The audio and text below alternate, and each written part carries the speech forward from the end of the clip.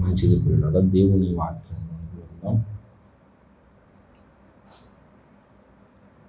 దేవుని పరిశుద్ధ వాక్యంలో నుండి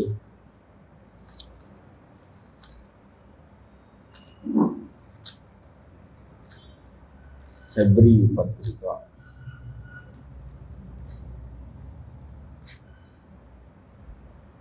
'హెబ్రీ' దేవుని వాక్యం నుండి హెబ్రీ పత్రిక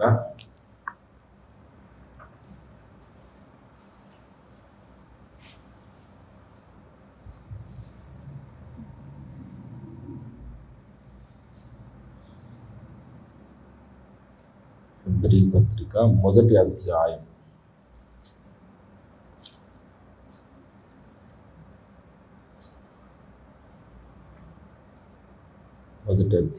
6వ వచనాన్ని మాత్రమే చదువుకుందాం. మరియు ఆయన భూలోకమునకు ఆది సంభూతిని మరలా రప్పించినప్పుడు దేవుని దూతలందరూ ఆయనకు నమస్కారము చేయవలనని చెప్పుచున్నాడు. మరియు ఆయన భూలోకమునకు ఆది సంభూతిని మరలా రప్పించినప్పుడు దేవుని దూతలందరూ ఆయనకు నమస్కారము చేయవలనని చెప్పుచున్నాడు. దేవుడి మాటలు దీవించునుగాక. చిన్న ప్రార్థన చేసుకుందాం. ప్రేమ కలిగిన తండ్రి, మహాపరిశుద్ధుడా యేసయ్యా, నీ పాదముల వందనాలు, స్తోత్రం ప్రభువా. అయ్యా, ఈ పునరుద్ధాన దినము నాకు ముందు రోజు ప్రభువా నీ సన్నిధిలో మేము కూడుకొని అయ్యా ఈ విధంగా నీ వాక్యము ధ్యానించడానికి ప్రభువా మీరు మాకు ఇచ్చిన గొప్ప అవకాశం కొరకు స్తోత్రాలు ప్రభువా. అయ్యా కనికరించండి. ఇంతవరకు పాటల ద్వారా నేను స్తుతించి ఆరాధించాము ప్రభువా. ఇప్పుడు నీ వాక్యం ద్వారా మాతో మాట్లాడండి.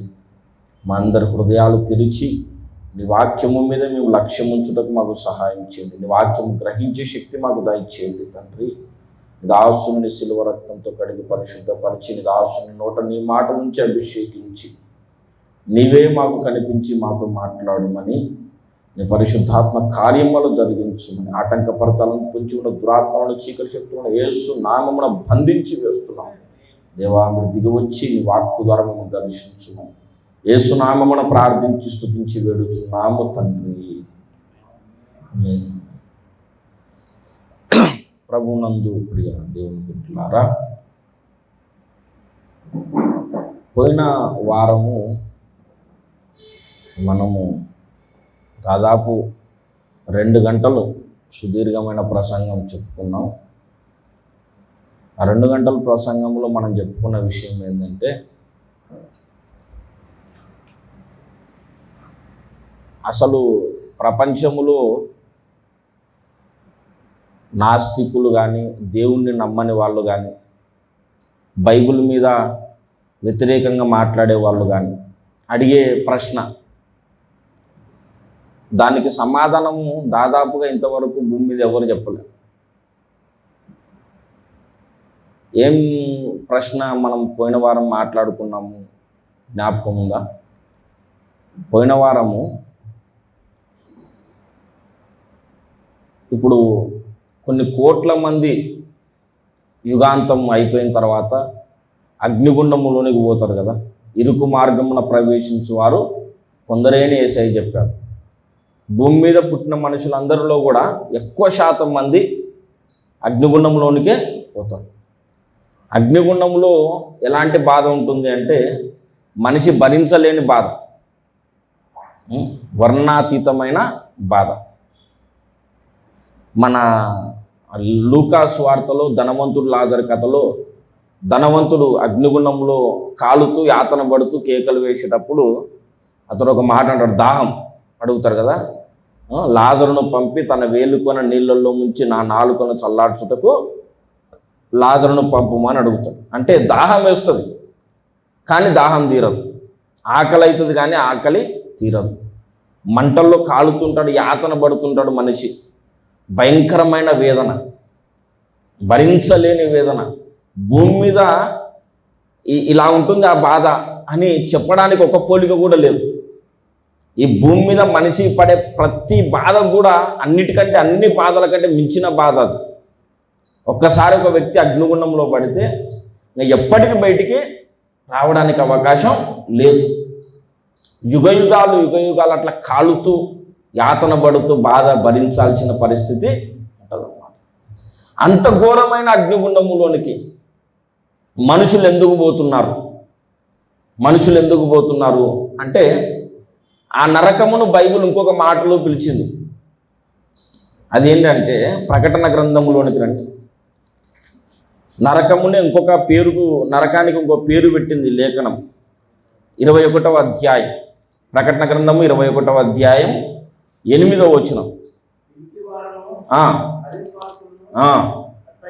అసహ్యులను, నరహంతకులను, వ్యభిచారులను, మాంత్రికులను, విగ్రహారాధికులను, అబద్ధికులందరూ అగ్నిగంధకములతో మండు గుండములో పాలు పొందుదురు.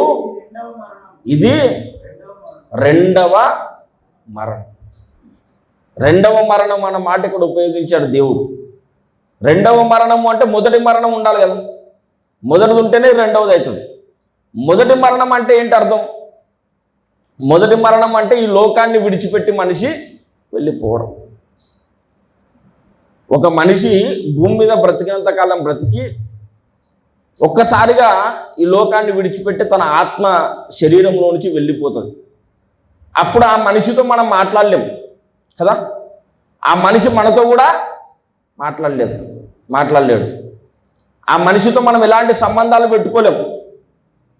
మనం కొట్టినా తిట్టినా ఏం చేసినా సరే ఆ మనిషి స్పందించలేడు. అంటే ఆ మనిషికి లోకానికి ఏమైపోతుంది? కట్ అయిపోతుంది. అప్పటికి కట్ అయిపోతుంది, మొత్తానికి కనెక్షన్ అన్నది తెగిపోతుంది. అది మొదటి మరణం. రెండవ మరణం అంటే అర్థమైంది తెలుసా? అగ్నిగంధకములతో మండు గుండములో అన్నాడు అక్కడ. అగ్నిగుండంలో ఒక మనిషి పడ్డ తర్వాత, ఒక్కసారి అగ్నిగుండంలోకి ఒక మనిషి పోతే అక్కడ ఎంత కేకలు పెట్టినా సరే దేవునికి వినిపించదు. దేవునికి ఈ వ్యక్తికి కట్ ఆఫ్ అయిపోతుంది అన్నమాట. మొదటి మరణం అంటే లోకంలో ఉన్న మనుషులకు ఈ వ్యక్తికి కట్ అయిపోతుంది, సంబంధం తెగిపోతుంది. రెండవ మరణం అంటే దేవునికి ఈ రెండవ మరణంలో పాలు పొందిన వ్యక్తికి సంబంధం ఉండదన్నమాట. ఏమైనా చేయని మనిషి ఎన్ని బాధలైనా పడని కాక అగ్నిగుండంలోనికైతే పోకూడదండి. అది మాటలతో చెప్పలేనంత భయంకరమైన వేదన, భరించలేనంత వేదన, తట్టుకోలేనంత వేదన. ఒక్కసారి అగ్నిగుండంలోకి పోతే ఇంకా ఎప్పటికీ ఆ వ్యక్తిని ఎవరు కూడా బయటకు తీసుకొని రాలేదు. అంత ఘోరమైన ప్రమాదం ఉంది కనుకనే దేవుని సేవకులు దెబ్బలు తింటూ, తిట్లు తింటూ, కొంతమంది ప్రాణాలు అర్పిస్తూ కూడా దేవుని స్వార్థ ప్రకటిస్తున్నారు. అది ఘోరమైన ప్రమాదం. నేను దెబ్బలు తిన్నా పర్వాలేదు, ఒక్క మనిషి అయినా నరకం నుంచి తప్పించుకుంటే చాలు అని ఒక ఆశ అన్నమాట. ఎందుకంటే ఆ ఘోరమైన ప్రమాదాన్ని గురించి బైబిల్లో మాత్రమే వ్రాయబడింది క్లియర్గా. నరకము అంటే మామూలుగా లోకస్తులు ఏమనుకుంటారు చెప్పండి? చచ్చిపోయిన తర్వాత మనిషి తప్పులు చేస్తే యమలోకానికి పోతారని ఒక టాక్ ఉంటుంది. యమలోకానికి పోతే ఆడ ఏముండదు సార్, అంతా హ్యాపీగానే ఉంటుంది. ఆడ కూడా ఈ సినిమాలు తీస్తారు, కొన్ని సినిమాల్లో యమలోకాన్ని అంత సీరియస్గా చూపించరు. అంటే అదంతా కూడా సైతాన్ గాని కుట్రనే. నరకం అనేదాన్ని చీప్గా చూపిస్తారనమాట. ఆడిపోయిన తర్వాత మళ్ళీ యముని మీద తిరుగుబాటు చేయొచ్చు, మళ్ళీ భూలోకానికి రావచ్చు, ఇట్లాంటి సీన్ ఏమి ఉండదు ఆడ. నరకంలో ఒక్కసారి మనిషి బట్టి కాలుతూ ఉంటే ఎప్పటికి కూడా బయటకు వచ్చే అవకాశం లేదు. అది మాటలతో చెప్పలేనంత భయంకరమైన వేదన. అంత ఘోరమైన ప్రమాదంలోకి మనిషి పోకూడదనే మనం ఎన్ని బాధలు పడైనా సరే దేవుని స్వార్థ ప్రకటిస్తున్నాం. ఇప్పుడు అంత ఘోరమైన ప్రమాదంలోనికి మనిషి ఎందుకు పోతున్నాడు అన్నది ప్రశ్న. ఎందుకు పోతున్నాడు చెప్పండి మీరు?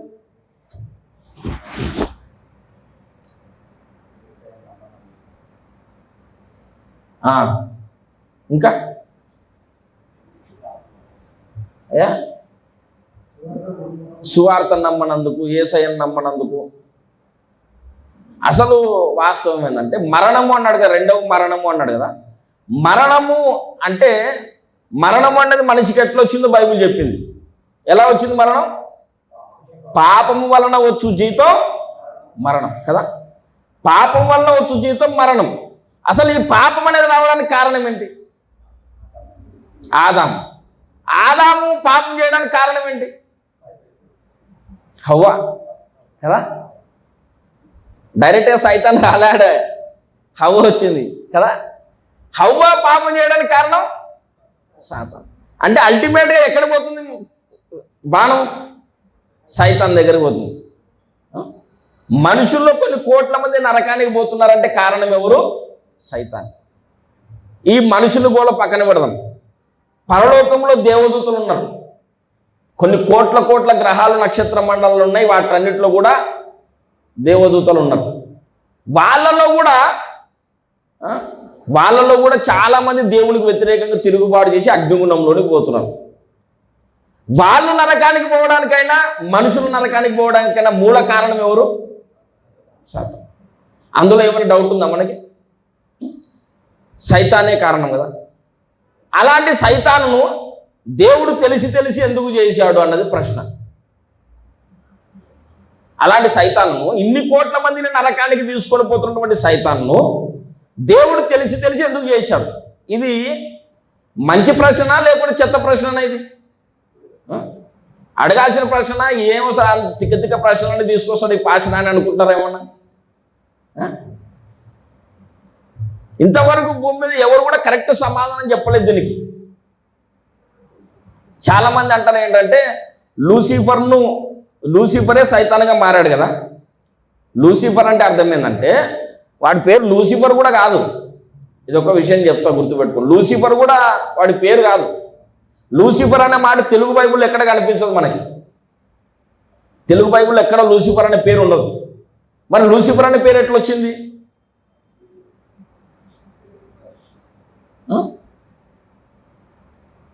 తెలుగు బైబిల్లో ఎక్కడ లూసిఫర్ అనే పేరు చూశారా మీరు? చూశారా? ఇప్పుడు సైతాన్ కానీ లూసిఫర్ అంటాం కదా మనం. అంటారా అండి? ఇప్పుడు లూసిఫర్ అనే పేరు వానికి ఎట్లా వచ్చింది? ఎక్కడ బైబిల్ ఏడు లూసిఫర్ అనే పేరు చూపించండి.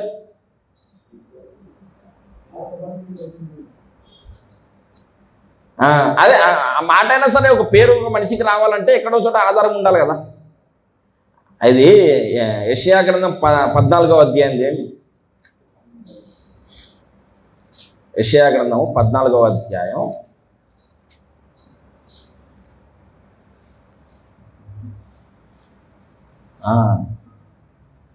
12వ వచనం చదవండి. అందరూ తీయండి. యెషయా గ్రంథం 14వ అధ్యాయం 12వ వచనం. తేజో నక్షత్రమా, వేకువ చుక్క, నీవెట్లు ఆకాశము నుండి పడితివి అన్నాడు. ఇక్కడ తేజో నక్షత్రమా, వేకువ చుక్క అని ఎవరిని పిలుస్తున్నాడు దేవుడు? సైతాన్ని పిలుస్తున్నాడు కదా. ఇక్కడ తేజో నక్షత్రమా అన్న దగ్గర ఇంగ్లీష్ బైబుల్లో ఏముంటుందంటే లూసిఫర్ అని ఉంటుంది. లూసిఫర్ అంటే అర్థం ఏంటి ఇప్పుడు చెప్పండి? తేజో నక్షత్రమా అని అర్థం. మీకు ఒక మాట చెప్తాం బాగా. లూసిఫర్ అన్న పదానికి తెలుగులో అర్థం ఏంటి? తేజో నక్షత్రం అని కదా. ఈ తేజో నక్షత్రం అన్న పేరు యేసయ్య కూడా ఉంది బైబిల్లో. తేజో నక్షత్రమా, వేకువ చుక్క అన్నాడు కదా. తేజో నక్షత్రం అన్నా వేకువ చుక్క అన్నా ఒకటే. తేజో నక్షత్రము, తేజో అన్న వేకువ అన్న ఒకటే. నక్షత్రము అన్న చుక్క అన్న ఒకటే. తేజో నక్షత్రమా అన్న వేకువ చుక్క అన్న ఒకటే. ఈ వేకువ చుక్క అన్న పేరుకి ఇంగ్లీష్ బైబుల్లో ఏముంటుందంటే లూసిఫర్ అని ఉంటుంది. అట్లా వచ్చిందనమాట ఆ పేరు. అర్థమైంది అందరికీ? ఇక్కడ సైతాన్ గురించి మాట్లాడుతున్నాడు దేవుడు. తేజో నక్షత్రమా, వేకువ చుక్క, నీవెట్లు ఆకాశము నుండి పడితి. ఈ లూసిఫరు దేవుడు సృష్టించేటప్పుడు మంచిగానే వాడిని సృష్టించాడు, కానీ తర్వాత వాడే చెడిపోయాడు అని చెప్తారు ఆమె సమాధానం. అది కొంతవరకే కరెక్ట్ అనిపిస్తుంది. ఇప్పుడు దేవుడు సృష్టించినప్పుడు మంచిగానే సృష్టించి తర్వాత వాడు చెడిపోతే అది దేవుడికి తెలియదా? తెలిసి వాడిని ఎందుకు సృష్టించాడు? అంటే మళ్ళీ ఆన్సర్ ఉండదు. దానికి కూడా ఏం చెప్తారు తెలుసా? ఇంకా నేను కొంచెం వెతికినా అనమాట, ఎవరెవరు ఏం చెప్తారో విందామని పరిశోధన చేసిన దాని మీద. దానికి ఏం చెప్తారంటే, ఇప్పుడు మనకు ఒక కుటుంబంలో ఒక తండ్రి తల్లి ఒక ఇద్దరు భార్యాభర్తలు పెళ్లి చేసుకున్న తర్వాత, ఒక అమ్మాయికి పెళ్ళి అయిన తర్వాత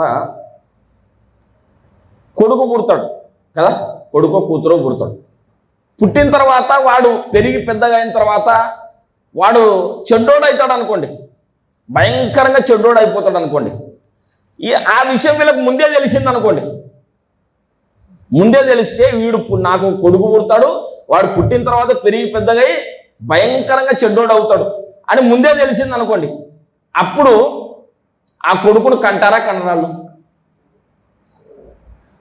కంటారా కనరు? నిజంగా మంచి తల్లిదండ్రులు అయితే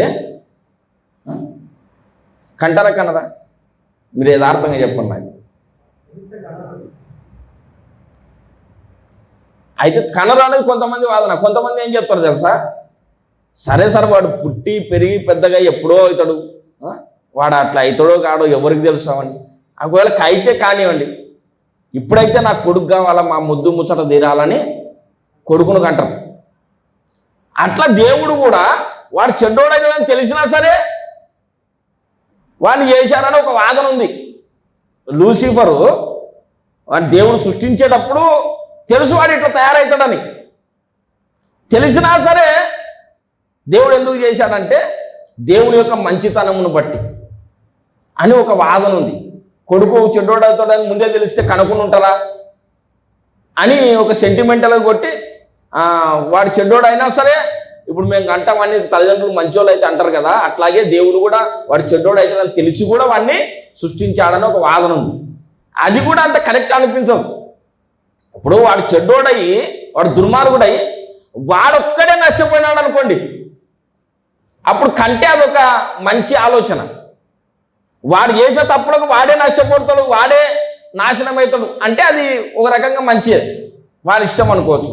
వాడు చేసే తప్పులకు వాని కొరకు కొన్ని కోట్ల మంది దేవదూతలు, కొన్ని కోట్ల మంది మనుషులు, ఇన్ని కోట్ల మంది వ్యక్తులు అగ్నిగుణంలో యుగయుగాలు కాలాల్సిన పరిస్థితి వస్తుంది. అవునా కదా?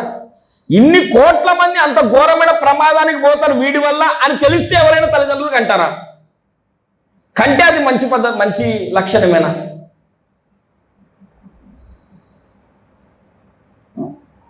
ఇంకొక విషయం ఏంటంటే, దేవుడు ఈ దేవుడు వాడిని సృష్టించేటప్పుడు స్వచిత్తం అనేది ఇచ్చాడు దేవుడు, సొంతంగా నిర్ణయం తీసుకునే శక్తి ఇచ్చాడు దేవుడు. మంచేదో చెడేదో చెప్పాడు, వాడు చెడు వైపే నిర్ణయం తీసుకున్నప్పుడు దేవుడు బాధ్యుడు కాదు అని అంటారు. అది కూడా కొంచెం సగం వరకే కరెక్ట్ ఆన్సర్. ఎందుకంటే దేవుడు చేసేటప్పుడే వాడు మంచి నిర్ణయం తీసుకునేటట్టుగా చేయొచ్చు కదా. ఇప్పుడు దేవుడు ఉన్నాడు, దేవుడు లాంటి వ్యక్తిత్వమే వీనికి వచ్చేటట్టు చేయొచ్చు కదా. దేవుడు లాంటి వ్యక్తిత్వం, దేవుడు చెడు ఎప్పుడైనా చేస్తాడా? చేయడు. తను చెడు చేసే శక్తి ఉన్నా సరే అట్లాగే వీడు కూడా సొంతంగా ఆలోచన చేసి మంచి నిర్ణయం తీసుకున్నట్టు చేయొచ్చు కదా. ఇట్లా ఎన్నో ప్రశ్నలు పుట్టుకొస్తాయి. కానీ లూసిఫర్ను దేవుడు ఎందుకు చేశాడు అని దీనికి కరెక్ట్ సమాధానం చెప్పినోడు భూమి మీద ఇంతవరకు ఎవరు లేరు. దానికి కరెక్ట్ సమాధానం చెప్పింది ఒకే ఒక్కరు, ఎవరంటే రంజిత్ ఓఫీర్ గారు. ఇంకా ఎక్కడ దొరకదండి. మనిషిని సాటిస్ఫై అయ్యేంత వరకు, తృప్తి చెందేంత వరకు సైతాన్ అనేవాడు పుట్టడానికి గల కారణం ఏంది? వాడిని దేవుడే చేశాడు కదా, తెలిసి ఎందుకు చేశాడు? ఇప్పుడు తెలియకుండా చేశాడా? అట్లా కుదరదు. తెలిసే చేశాడు. తెలిసి మళ్ళీ వాడు ఎందుకు చేశాడు దేవుడు అంటే దానికి సరైన ఆన్సర్ లాస్ట్ వీక్ మనం చెప్పుకున్నాం. ఏం చెప్పుకున్నాం చెప్పండి? అది దేవుడు న్యాయవంతుడు ఎట్లా నిరూపించబడుతుంది? ఏమని చెప్పాడు?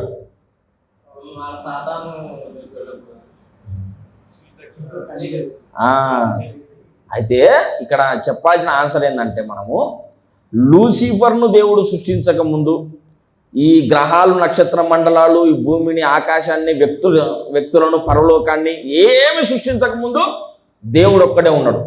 దేవునికి ప్రారంభము లేదు కదా, దేవునికి ఆది లేదు. దేవుడు ఎప్పటి నుంచి ఉన్నాడంటే ఆయన ఎప్పుడూ ఉన్నాడు, ఆయన లేని కాలం అంటూ. అందుకే మోషేకి ఏమని పరిచయం చేసుకుంటాడు, ఉన్నవాడను అనువాడను అని పరిచయం చేసుకుంటాడు. అంటే ఉన్నవాడు అంటే అర్థం ఏంటి అంటే అన్ని కాలాలలో ఉన్నవాడు, అన్ని స్థలములలో. ఆయన లేని కాలం అంటే ఇది కూడా కాలం అనేది ప్రారంభం కాకముందు కూడా ఆయన ఉన్నాడు. దేవునికి ఆది లేదు, అంతము లేదు. అట్లాగే ఆది అంతము లేని ఇంకొక శక్తి ఉంది అని పోయిన వారం చెప్పుకున్నాం. అది మనం చెప్పాల్సిన ఆన్సర్. దేవుడు ఎట్లాగైతే ఆది మధ్యాంతరహితుడుగా ఉన్నాడో ఆది అంతము లేని ఇంకొక శక్తి కూడా ఉన్నది. ఇది ఓఫీర్ గారు ఇచ్చినటువంటి కన్క్లూజన్ అన్నమాట. దానికి ఆధారం ఏంటి? ఏం చెప్పుకున్నాం పోయిన వారం మనం? దానికి ఆధారం ఏం చెప్పుకున్నాం గుర్తుందా? అదే ఆ శక్తి ఉంది అనే దానికి బైబిల్లో ఆధారం ఏంటి? యోబు గ్రంథము 38వ అధ్యాయం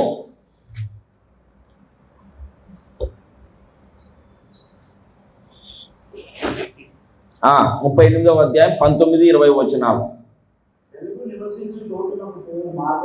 వెలుగు నివసించు చోటునకు పోవు మార్గమేది, చీకటి అన్ని దానికి ఉనికి పట్టు ఏది, దాని సరిహద్దులకు నీవు వెలుగును కొంచుపోవుదువా, దాని గృహమునకు పోవు త్రోవలను నీవు ఎరుగుదువా అన్నాడు కదా. దాని సరిహద్దులకు నీవు వెలుగును కొంచుపోవుదు అంటే దేని సరిహద్దులకు? దాని సరిహద్దునకు నీవు వెలుగును కొనిపోవుదువా అన్నాడు. దేని సరిహద్దునకు? చీకటి సరిహద్దు. అంటే చీకటికి ఏముంది? సరిహద్దు ఉంది. ఫస్ట్ గుర్తుపెట్టుకోండి, చీకటికి ఏముంది? సరిహద్దు ఉంది. తర్వాత ఏమన్నాడు? దాని గృహమునకు అన్నాడు. అంటే ఇక్కడ కూడా చీకటి గృహమునకు. చీకటికి ఇక్కడ ఏం కనిపిస్తుంది? మళ్ళీ గృహము కనిపిస్తుంది కదా. చీకటికి గృహం ఉంది, సరిహద్దు ఉంది. అట్లాగే అంతకుముందు ఏమన్నాడు 20వ వచనంలో? చీకటి అనుదాన్ని ఉనికి పట్టు అన్నాడు. ఉనికి పట్టు అన్నాడు. ఇక్కడ 3 విషయాలు ఉన్నాయి చీకటికి. చీకటికి సరిహద్దు ఉన్నది, చీకటికి గృహం ఉన్నది, చీకటికి ఉనికి పట్టు ఉన్నది. అంటే మామూలుగా చీకటి అంటే ఏంటి? మామూలుగా చీకటి అంటే మనకు తెలిసిన చీకటి వెలుగు లేని పరిస్థితి చీకటి కదా. ఆ చీకటికి మామూలుగా ఉండే చీకటికి సరిహద్దు ఉంటుందా? దానికి ఏమైనా గృహం ఉంటుందా? దానికి ఉనికి పట్టు అనేది. ఈ లక్షణాలు కలిగిన చీకటి భౌతికంగా ఏది ఉండదు. మనకు తెలిసిన చీకటి వేరు, ఇక్కడ చెబుతున్న చీకటి వేరు. చీకటి అని దాని ఉనికి పట్టు ఏది అన్నాడు. ఈ మాటలు బైబిల్లో రాయబడ్డాయి, దీన్ని పట్టించుకోవాలి మనం తప్పకుండా. చీకటి అంటే అందరూ ఏమనుకుంటారంటే మామూలు చీకటి ఏమనుకుంటారు. కానీ మామూలు చీకటి అయితే దానికి సరిహద్దు అని గృహం అని చెప్పడు. ఒక గృహం ఉంది, దానికి సరిహద్దు ఉన్నది, దానికి ఉనికి పట్టు కూడా. యోహాను సువార్త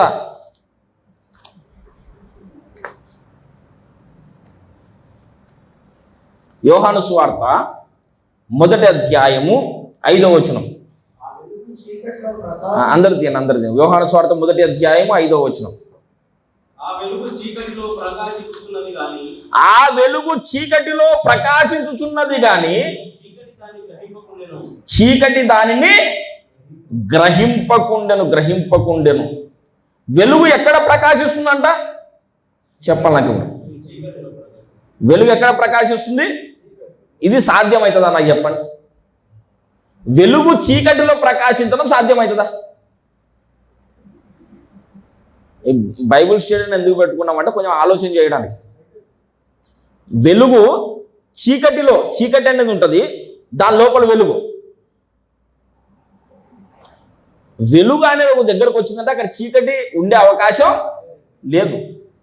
చీకటి అనేది లేకపోతేనే వెలుగు కదా. వెలుగు ఉండి చీకటి ఉండి మళ్ళీ దాని మధ్యలో వెలుగు ఉంటుంది ఎక్కడైనా?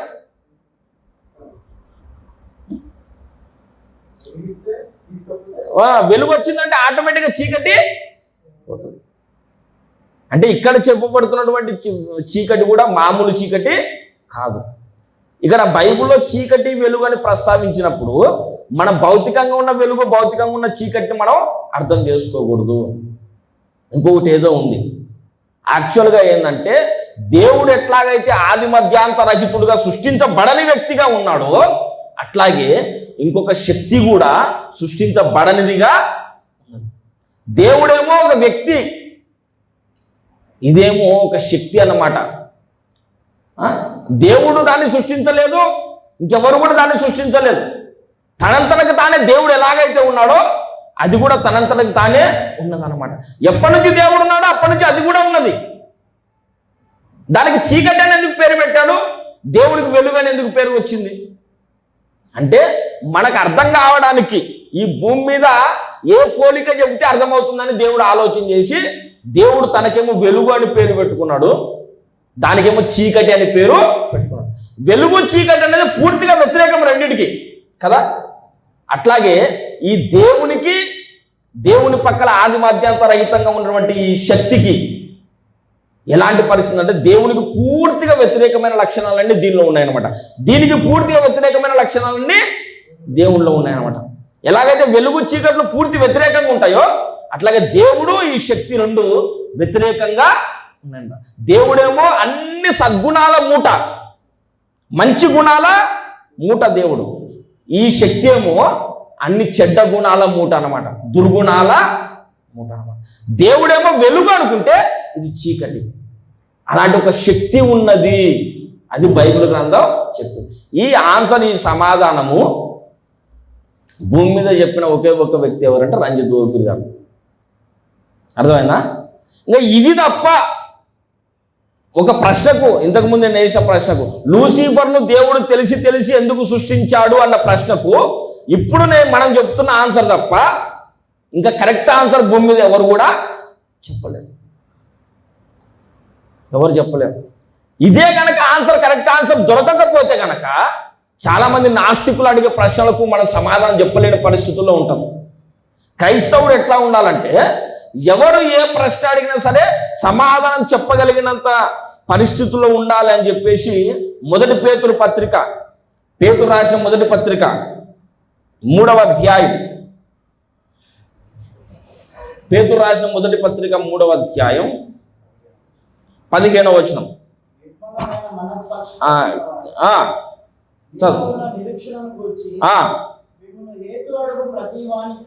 మీలో ఉన్న నిరీక్షణను గూర్చి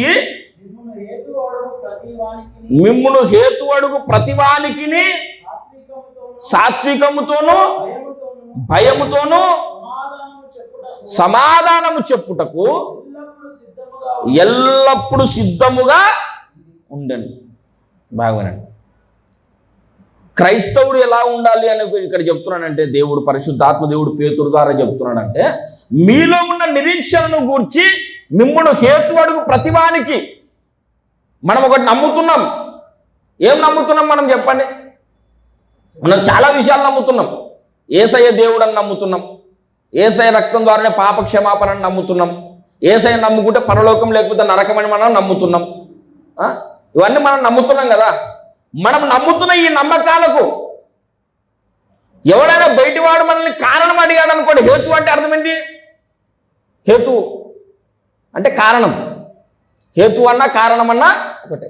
కారణం అడిగాడు అనుకోండి, నువ్వు ఇది నమ్ముతున్నావు కదా, దీనికి రుజువు ఏంటి అని అడిగాడు అనుకోండి, మనం ఏం చేయాలి? అప్పుడు సమాధానము చెప్పుటకు సిద్ధముగా ఉండాలని ఇక్కడ చెప్పాడు పరిశుద్ధాత్మ దేవుడు పేతురు ద్వారా. అంటే క్రైస్తవులుగా మనకు ఉండాల్సిన మన బాధ్యత ఏంటంటే మనం ఏమేమైతే నమ్ముతున్నామో వాటన్నిటికీ సమాధానం చెప్పగలిగినంత పరిపక్వ దశలోనికి మనం ఎదగాలి. అన్నిటికీ సమాధానం లేఖనాల్లో దేవుడు రాయించి పెట్టాడు. అవి తెలుసుకొని ఎవరు ఏది అడిగినా సరే సమాధానం చెప్పేంత స్థితికి మనం ఎదగడమే ఎదుగుదల అంటే. ఇప్పుడు నేను ఇంత పోయిన వారం అడిగాను, దేవుడు ఎలా న్యాయవంతుడు అవుతాడు? దేవుడు ఎలా న్యాయవంతుడు అవుతాడు? మనం ఏం నమ్ముతున్నాం? దేవుడు న్యాయవంతుడని కదా మనం నమ్మేది. మనం దేవుడు అని న్యాయవంతుడని నమ్ముతున్నాం. ఇప్పుడు నాస్తికులు ఏమడుగుతారు? దేవుడు ఎట్లా న్యాయవంతుడు సార్? ఆ లూసిఫర్ని చేసినందుకే కదా దేవుడు ఇన్ని బాధలు వచ్చినాయి. మొత్తం ఈ నాశనము, ఈ కష్టాలు, ఇవన్నీ బాధలన్నీ ఎందుకు వచ్చినా లూసిఫర్ని దేవుడు చేసినందుకు. ఇంకొక ప్రశ్న ఏంటంటే, ఆ ఏదేను తోటలోనికి ఆ సాతాను సర్పాన్ని రానిచ్చినందుకే కదా ఇన్ని బాధలు అనేది ఇది ఒక ప్రశ్న. అంటే ఈ ప్రశ్నలకు సమాధానం చెప్పగలిగిన స్థితిలో మనం ఉండాలని ఈ లేఖనము మనకు చెబుతుంది. ఈ ప్రశ్నలకే కాదు, నిన్ను ఏ ప్రశ్న అడిగినా సరే నీలో ఉన్న నమ్మకాన్ని గురించి నువ్వు సమాధానం చెప్పడానికి ఎల్లప్పుడూ రెడీగా ఉండేటట్టుగా నువ్వు ఎదగాలి. అది నీకున్న బాధ్యత. మీరు సమాధానం చెప్పడానికి ఎల్లప్పుడూ సిద్ధంగా ఉండండి అని లేఖనం చెబుతుంది. ఉండకపోతే అర్థమైతే ఏమర్థం తెలుసా? ఉండండి అనేది ఆజ్ఞ అతిక్రమిస్తే పాపం. అంటే ఉండడానికి ప్రయత్నమైనా చేస్తూ ఉండాలన్నమాట. మనిషి ఎన్నో రకరకాల ప్రశ్నలు అడుగుతాడు మనల్ని. సాధ్యమైనంత వరకు మనం సమాధానం చెప్పడానికి సిద్ధంగా ఉండేటట్టుగా తయారు కావాలి. మనం కొంచెం దృష్టి పెట్టాలి. ఇక్కడ లోకానికి నేను నమ్మిన నమ్మకాలను గురించి వివరణ ఇచ్చే బాధ్యత నాదే అని దాని కొరకు మనం సిద్ధపడగలిగిన స్థితిలోకి మనం ఉంటేనే మన క్రైస్తవులు అండి. ఇప్పుడు దేవుడేనా న్యాయవంతుడు అవుతాడంటే లూసిఫర్ని చేసేందుకే కదా ఎన్ని బాధలు. తెలీదా దేవుడికి చేసేటప్పుడు అన్నది ప్రశ్న. ఇంకా దీనికి ఎవరు సమాధానం చెప్పలేదు. దానికి ఆన్సర్ ఏంటంటే లూసిఫర్ను చేసిన దేవుడు అంతకంటే ముందు ఒక శక్తి, దాని పేరు ఏంటంటే చీకటి అని మనం చెప్పుకున్నాం. అది నిత్య చీకటి, దానికి ఆరంభం లేదు అంతము లేదు. ఆ చీకటిని వీడు తన లోపలికి ఆహ్వానించుకున్నాడు అనేది మనం చెప్పుకున్నాం కదా. దేవుడు ఆ చీకటిని వాడి లోపలికి రాకముందు అందరి చుట్టూ కంచె వేసి చెప్పాడు వాళ్ళకందరికీ, ఇట్లా నిత్య చీకటి అనేది ఒకటి ఉంది. పోయిన వారం అంత వివరంగా చెప్పాను, ఇంకా ఎక్స్ప్లెయిన్ చేసి. ఇది మనం పోయిన వారం చెప్పుకున్న మ్యాటర్ కదా. అసలు ఇంకొక నేను మొత్తం ఫస్ట్ నుంచి వివరంగా చెప్పుకుంటూ వస్తే ఏం జరిగింది అన్న విషయం చెప్తాను. ఏంటంటే జాగ్రత్తగా వినండి.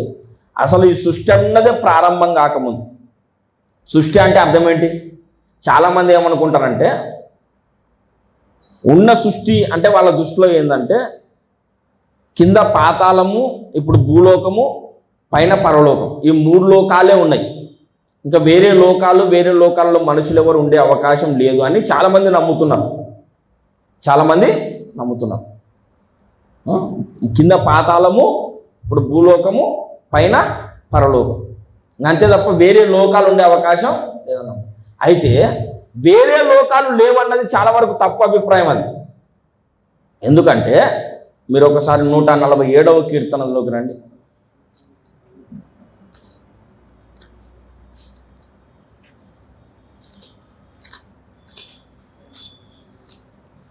కీర్తనల గ్రంథం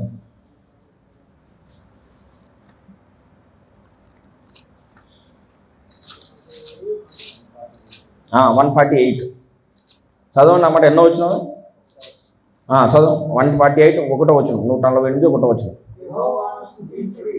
యెహోవాను స్తుతించుడి ఆకాశవాసులారా, యెహోవాను స్తుతించుడి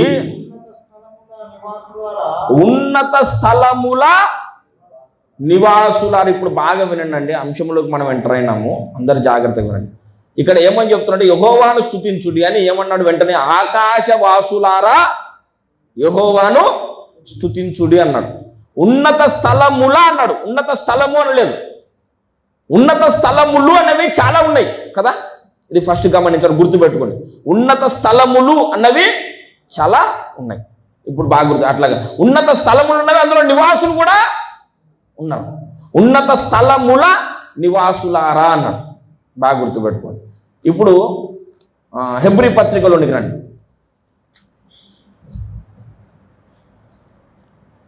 హెబ్రీ పత్రిక 1వ అధ్యాయం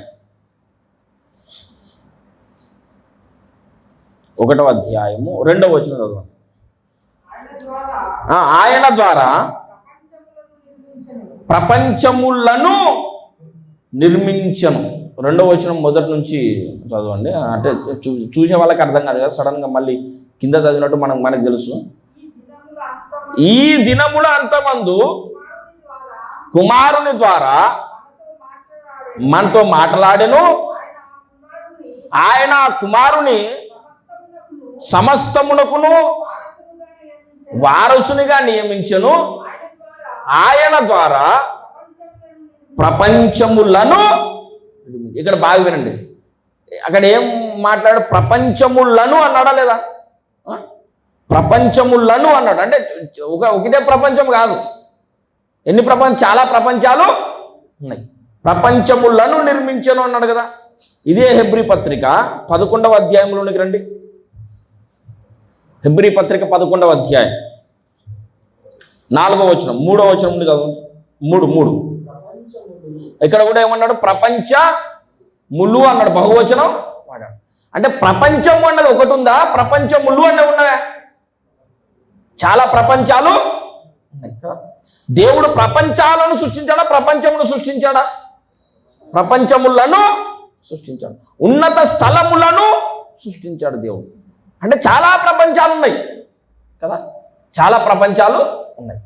ఇప్పుడు వేరే ప్రపంచాలని మనుషులు ఏ అభిప్రాయంలో ఉన్నారంటే, వేరే ప్రపంచాలు ఏమి లేవు అని చెప్పడానికి గల కారణం ఏంటంటే చెప్తున్న భాగం. వేరే ప్రపంచాలు, ఇది ఒక భూమి మీద ఉన్న ఈ భూగ్రహం మీద మాత్రమే మనుషులు ఉన్నారు, ఇంకా వేరే ప్రపంచాలు ఏమి లేవు అని మనుషులు నమ్మడానికి గల కారణం ఏంటంటే, మనుషులు రాకెట్లు వేసుకొని చంద్రుని మీదకి పోయారు. వేరే గ్రహాల మీదకి కూడా పోతున్నారు, రాకెట్లను పంపారు వేరే గ్రహాల మీదకి. కానీ అక్కడెక్కడ మనుషులు కనిపించలే. మనుషులు కాదు కదా, జీవులు కూడా, చిన్న చీమలు కానీ దోమలు కానీ ఏమి కనిపించలే. చంద్రుడి మీద కూడా జీవం కనిపించలే. కాబట్టి మనుషులు ఏం నమ్ముతున్నారంటే, భూగ్రహం మీద మాత్రమే మనుషులు ఉన్నారు, ఇది ఒక్కటే ప్రపంచం. మిగతా నక్షత్రాలు అవన్నీ ఉన్నాయి కానీ అట్లా ఉన్నాయి అంతే, వాటి మీద ఎక్కడా మనుషులు లేరు, జీవమే లేదు. మనుషులు కాదు, జంతువులు కాదు, పక్షులు కాదు, చీమలు దోమలు ఏమీ లేవు. అసలు జీవం అన్నదే వేరే గ్రహాల మీద లేదు. ఈ విశ్వం మొత్తములో ఒకే ఒక గ్రహం మీద, భూగ్రహం మీద మాత్రమే మనుషులు ఉన్నారు అని నమ్ముతున్నారు కదా. ఎందుకు నమ్ముతున్నారంటే, వీళ్ళు పోయి చూశారు కొన్ని గ్రహాల మీద, చంద్రుని మీద పోయారు, అక్కడ ఏమి కనిపించలేదు కాబట్టి నమ్ముతున్నారు. ఇప్పుడు నేను చెప్తున్నాను బాగా, ఇక్కడే బైబుల్ ఏం చెప్తుంది? ప్రపంచమును సృష్టించను కాదు, ప్రపంచములను సృష్టించను. ఉన్నత స్థలము కాదు, ఉన్నత స్థలములు ఉన్నవి, అందులో నివాసులు కూడా ఆకాశవాసులు అన్నాడు వాళ్ళని. ఇప్పుడు నేను చెప్తున్నా బాగానండి, అసలు ఈ విశ్వం అన్నది ఎలా ఉంది అంటే, నేను చాలాసార్లు బయట వేరే వేరే ప్రసంగాలు చెప్పాను, మళ్ళీ చెప్తున్నా మనకందరికి అర్థం కావడానికి. ఇప్పుడు మన భూమి ఉంది, ఈ భూమి తన చుట్టూ తాను తిరుగుతూ సూర్యుని చుట్టూ తిరుగుతుంది కదా, తన చుట్టూ తాను తిరుగుతూ సూర్యుని చుట్టూ తిరుగుతుంది. ఈ భూమి సూర్యుని చుట్టూ తిరుగుతున్నట్టే ఈ భూమి కాకుండా ఇంకా 8 గ్రహాలు తిరుగుతున్నాయి సూర్యుని చుట్టూ. సూర్యుడు ఉన్నాడు, ఆ సూర్యుని చుట్టూ మొత్తం 9 గ్రహాలు తిరుగుతున్నాయి. ఇప్పుడు 8 గ్రహాలు అంటున్నారు, ఒకప్పుడు మేము చిన్నప్పుడు చదువుకున్నప్పుడు 9 ఉండేవి, ఇప్పుడేమో 8 గ్రహాలు అని అంటున్నారు. ఫ్లూటో అనే గ్రహాన్ని తీసేశారు గ్రహాల లిస్టులోంచి. సూర్యుడి చుట్టూ ఎన్ని గ్రహాలు తిరుగుతున్నాయి? 8 అనుకుందాం, ఆ గొడవ అంత ఎందుకు, ఇప్పుడు 8 అనుకుందాం. సూర్యుని చుట్టూ 8 గ్రహాలు తిరుగుతున్నాయి, అందులో భూమి అనే గ్రహం 3వ గ్రహం, మొత్తం 8 గ్రహాలు. అయితే దీన్ని అంతటిని ఏమంటారంటే, సూర్యుని చుట్టూ మళ్ళీ 9 గ్రహాలు, దీన్ని అంతటిని ఏమంటారంటే సౌర కుటుంబము అని పిలుస్తారు. సౌర కుటుంబం, సోలార్ సిస్టమ్ అంటాం. ఇట్లాంటి సోలార్ సిస్టమ్స్, సౌర కుటుంబాలు మన సౌర కుటుంబము కాకుండా, మన భూమి తిరిగే సౌర కుటుంబం కాకుండా ఇంకా 13 సౌర కుటుంబాలు ఉన్నాయి. ఒక సూర్యుడు, మళ్ళీ దాని చుట్టూ కొన్ని గ్రహాలు, ఒక సూర్యుడు, దాని చుట్టూ కొన్ని గ్రహాలు. సూర్యుడు అంటే ఏదో కాదండి, నక్షత్రాలే సూర్యుళ్ళు. ఆకాశంలో మనకు కనిపించే నక్షత్రాలు, ఒక్కొక్క నక్షత్రము సూర్యుని కంటే కొన్ని 100 రెట్లు పెద్ద నక్షత్రాలు కూడా ఉన్నాయి. 100 రెట్లు పెద్ద నక్షత్రాలు కూడా ఉన్నాయి. ఒక సూర్యుడు, దాని చుట్టూ కొన్ని గ్రహాలు కలిపితే ఒక సౌర కుటుంబం. ఇట్లాంటి సౌర కుటుంబాలు మన సౌర కుటుంబం కాకుండా ఇంకెన్ని సౌర కుటుంబాలు ఉన్నాయి? 13 అని చెప్పాను, గుర్తుపెట్టుకోవాలా. మన సౌర కుటుంబం కాకుండా ఇంకెన్ని ఉన్నాయి? 13. మొత్తం కలిపితే ఎన్ని అవుతాయి? 14. ఈ 14 సౌర కుటుంబాలను కలిపి ఏమని పిలుస్తారంటే నక్షత్ర కుటుంబము అని పిలుస్తారు. ఏమంటారు? బాగా గుర్తుపెట్టుకోండి, మళ్ళీ ఎప్పుడైనా అడిగినా సరే సమాధానం చెప్పగలిగినట్టు ఉండాలి. ఒక సూర్యుడు, దాని చుట్టూ 9 గ్రహాలు అనుకుంటే, 8 గ్రహాలు అనుకుంటే అది సౌర కుటుంబం. ఇట్లాంటి సౌర కుటుంబాలు మొత్తం 14 మన సౌర కుటుంబంతో కలిపి 14 కలిపితే దాన్ని ఏమంటారు? నక్షత్ర కుటుంబం. ఈ నక్షత్ర కుటుంబం 14 సౌర కుటుంబాలు కదా, ఇట్లాంటి నక్షత్ర కుటుంబాలు కొన్ని కోట్ల నక్షత్ర కుటుంబాలు ఉన్నాయి విశ్వంలో, కొన్ని కోట్లు. అంటే విశ్వం ఎంత పెద్దదో అర్థం చేసుకోండి. ఇట్లాంటి నక్షత్ర కుటుంబాలు కొన్ని కోట్లు కలిపితే దాన్ని ఏమంటారు అంటే గెలాక్సీ అంటారు, నెబ్యులా అంటారు. నెబ్యులా అంటారు. ఇదంతా సైంటిస్టులు కనుగొని చెప్పిన విషయం ఇదంతా. మళ్ళీ చెప్తున్నా, ఒక సూర్యుడు దాని చుట్టూ 8 గ్రహాలు, ఇది సౌర కుటుంబం. ఇట్లాంటి సౌర కుటుంబాలు మన సౌర కుటుంబం కాకుండా ఇంకెన్ని ఉన్నాయి? 13 ఉన్నాయి. ఈ 14 సౌర కుటుంబాలు కలిపేమంటారు నక్షత్ర కుటుంబం అంటారు. ఇట్లాంటి నక్షత్ర కుటుంబాలు కొన్ని కోట్లు ఉన్నాయి. ఆ కోట్ల నక్షత్ర కుటుంబాలని కలిపితే అంటే 14 సౌర కుటుంబాలు కలిసిన నక్షత్ర కుటుంబాలు కొన్ని కోట్లు ఉన్నాయి. ఆ కోట్ల నక్షత్ర కుటుంబాలను కలిపితే దాన్ని నెబ్యులా అంటారు. అట్లాంటి నెబ్యులాలు కూడా మళ్ళీ కొన్ని కోట్లు ఉన్నాయి. వాటన్నింటినీ కలిపితే మళ్ళీ దాన్ని ఏమంటారంటే గెలాక్సీ అంటారు. గెలాక్సీ అంటారు. నెబ్యులాలు కొన్ని కోట్లు, వాటన్నింటినీ కలిపితే గెలాక్సీ అంటారు. నాకు కొంచెం సమాధానం చెప్తుండాలి మీరు. నేను ఇంత కష్టపడి చెప్తున్నా కదా, కొంచెం. గెలాక్సీ అంటారు. ఈ గెలాక్సీలు కూడా కొన్ని కోట్లు ఉన్నాయి. వాటన్నింటినీ కలిపితే ఏమంటారు పాలపుంత అంటారు, మిల్కీవే అంటారు అన్నమాట. ఇట్లాంటి మిల్కీవేలు కూడా కొన్ని కోట్లు ఉన్నాయి మళ్ళీ. అది విశ్వం అంతే. ఎన్ని నక్షత్ర మండలాలు ఉన్నాయో, ఎన్ని గ్రహాలు ఉన్నాయో ఊహించడం, లెక్క పెట్టడం మనకు సాధ్యం కాదు. నేను అనుకుంటున్నా ఏంటంటే, దేవుడు అబ్రహాంకి చెప్పాడు కదా, అబ్రహాంకి ఏమని చెప్పాడు? నీ సంతానము ఆకాశ నక్షత్రములంతా, ఇంకేమన్నాడు? నెక్స్ట్ మాట ఏమన్నాడు? అది ఆ పాయింట్ చెప్పాలా, ఇసుక రేణువులంతా అన్నాడు కదా. అంటే భూమి మీద ఎన్ని ఇసుక రేణువులు ఉంటాయో లెక్క పెట్టగలం మనం. అన్ని నక్షత్ర మండలాలు ఉన్నాయని అర్థం. ఆ వాటన్నిటినీ ఒక్కొక్క పాలపుంతలో కొన్ని కోట్ల గెలాక్సీలు, ఒక్కొక్క గెలాక్సీలో కొన్ని కోట్ల నెబ్యులాలు, ఒక్కొక్క నెబ్యులాలో కొన్ని కోట్ల నక్షత్ర కుటుంబాలు, ఒక్కొక్క నక్షత్ర కుటుంబంలో 14 సౌర కుటుంబాలు, ఒక్క సౌర కుటుంబంలో 8 గ్రహాలు. ఇన్ని కోట్ల నక్షత్రాలను, గ్రహాలను దేవుడు ఏం పని లేకుండా చేసి ఉంటాడా? మీరు జ్ఞానంతో ఆలోచన చేయండి. ఊరికే ఒట్టిగా చేసి వదిలిపెట్టింటాడా?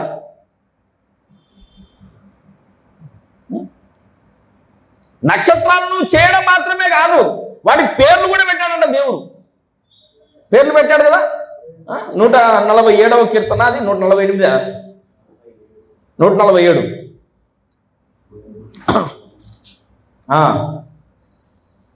చదవండి ఆ మాట. 147వ కీర్తన 4వ వచనం. నక్షత్రముల సంఖ్యను ఆయన నియమించి ఉన్నాడు,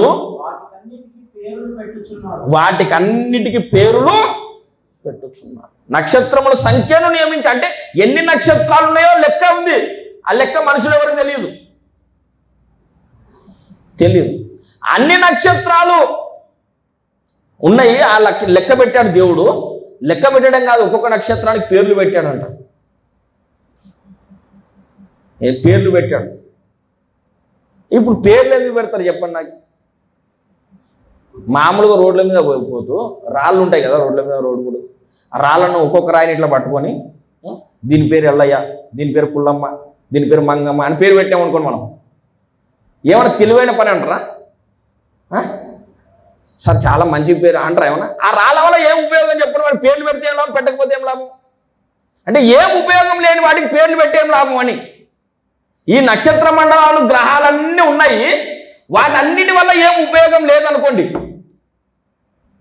వాటన్నిటిలో ఏ జీవులు కానీ, వ్యక్తులు కానీ, జీవము లేదనుకోండి, వాటికి పేర్లు పెట్టి ఏం లాభం? దేవుడు ఏ చెప్పని ఎంత తెలివైంది ఉండదన్నమాట. పేర్లు పెట్టాడంటే అర్థం ఏంటంటే, ఆ నక్షత్ర మండలాల్లో కూడా వ్యక్తులు ఉన్నారని అర్థం. నేను ఇప్పుడు చెప్తున్నా, బాగా రండి. మీకు అందరికీ అర్థమవుతుందో లేదో నాకు అర్థమవుతలేదు, కానీ చెప్పాల్సిన బాధ్యత చెప్తున్నా. విషయం మీకు అర్థమయ్యేటట్టు మ్యాక్సిమం ప్రయత్నం చేస్తున్నా. అయితే సూర్యుడు ఉన్నాడు, సూర్యుని చుట్టూ 8 గ్రహాలు ఉన్నాయని చెప్పాను కదా. అందులో భూమి అనేది 3వ గ్రహం అని చెప్పాను. ఈ 3వ గ్రహం మీద మాత్రమే జీవం అన్నది ఉన్నది అని చెప్పాం కదా. ఈ భూమి నుండి రాకెట్లు వేసుకొని వేరే గ్రహాలకు పోతున్నారు మనుషులు, కానీ అక్కడ జీవం లేదు. చంద్రుని మీదకి పోయారు, అక్కడ కూడా జీవం లేదు. కాబట్టి ఏం నమ్ముతున్నా, వేరే వేరే ఎక్కడా విశ్వంలో జీవం అనేది లేదు, ఓన్లీ భూమి మీద మాత్రమే ఉండేదని నమ్ముతున్నారు కదా. అయితే నేను చెప్పే విషయం ఏంటంటే, సూర్యుని సౌర కుటుంబములో ఒక్క భూగ్రహం మీద మాత్రమే జీవం ఉన్నారు. ఇట్లాంటి సౌర కుటుంబాలు ఇంకా కొన్ని కోట్లు ఉన్నాయి కదా. వేరే సౌర కుటుంబంలో ఉన్న గ్రహాలలో ఒక్కొక్క సౌర కుటుంబానికి ఉన్న గ్రహాల్లో ఒక్కొక్క దాని మీద మళ్ళీ జీవులు ఉన్నారన్నమాట. అక్కడికి భూమి మీద ఉన్న మనుషులు ఎప్పటికీ పూజాలరు, పోవడానికి సాధ్యం కాదు. ఎందుకు పోవడానికి సాధ్యం కాదు అంటే, ఒక్కొక్క నక్షత్ర మండలము కొన్ని వందల కాంతి సంవత్సరాల దూరంలో ఉంది మనకు. కాంతి సంవత్సరం అంటే అర్థమైంది. మళ్ళీ కాంతి ఒక సంవత్సరం పాటు ప్రయాణించే దూరం కాంతి సంవత్సరం. ఇప్పుడు మన సౌర కుటుంబం ఉంది, ఈ సౌర కుటుంబం నుంచి ఇంకొక సౌర కుటుంబానికి మనం పోవాలనుకోండి, అది 500 కాంతి సంవత్సరాల దూరంలో ఉంది. మనకు అతి దగ్గరలో ఉన్న నక్షత్రం 500 కాంతి సంవత్సరాలు. ఈ 500 కాంతి సంవత్సరాలు ఉన్న ఆ నక్షత్రం దగ్గరికి పోతే దానికి ఉన్న గ్రహాల్లో ఒక గ్రహం మీదకి పోతే అక్కడ జీవులు ఉంటారు. కానీ పోవాలంటే ఎన్ని సంవత్సరాలు పడుతుంది? 500 కాంతి సంవత్సరాలు. పోవడం సాధ్యం కాదు. ఎందుకంటే మనిషి ఎంత వేగంతో ప్రయాణించినా సరే కాంతి వేగంతో ప్రయాణించలేడు. కాంతి ఎంత వేగంతో ప్రయాణిస్తుంది? ఒక సెకండ్కి 3 లక్షల కిలోమీటర్లు. 3 లక్షలు. ఒక సెకండ్కి 3 లక్షల కిలోమీటర్ల వేగంతో ప్రయాణించే వెహికల్ ఏదైనా ఉందా? లేదు. ఒక సెకండ్కి 3 లక్షల కిలోమీటర్ల వేగంతో ప్రయాణించే వెహికల్ ఇంతవరకు కనుగొనలేదు. ఒకవేళ కనుగొంటే కనుక ఏమవుతుందంటే, కాంతి వేగంతో ఏదైనా పదార్థం ప్రయాణిస్తే ఈ పదార్థము శక్తిగా మారిపోయి అదృశ్యం అయిపోతుంది అన్నమాట. కాంతి వేగంతో పదార్థం ఎప్పుడు ప్రయాణించలేదు. ఒకవేళ ప్రయాణిస్తే కనుక ఈ పదార్థము శక్తిగా మారి అదృశ్యంగా మారిపోతుంది. కాబట్టి కాంతి వేగంతో మనిషి ఎప్పటికీ ప్రయాణం చేయలేడు. కాంతి వేగంతో ఒకవేళ ప్రయాణం చేసినా సరే వేరే నక్షత్ర మండలానికి పోవడానికి 500 కాంతి సంవత్సరాలు పడుతుంది. కాబట్టి మనిషి ఎప్పటికీ అక్కడికి పోలేడు. అట్లా పోలేడు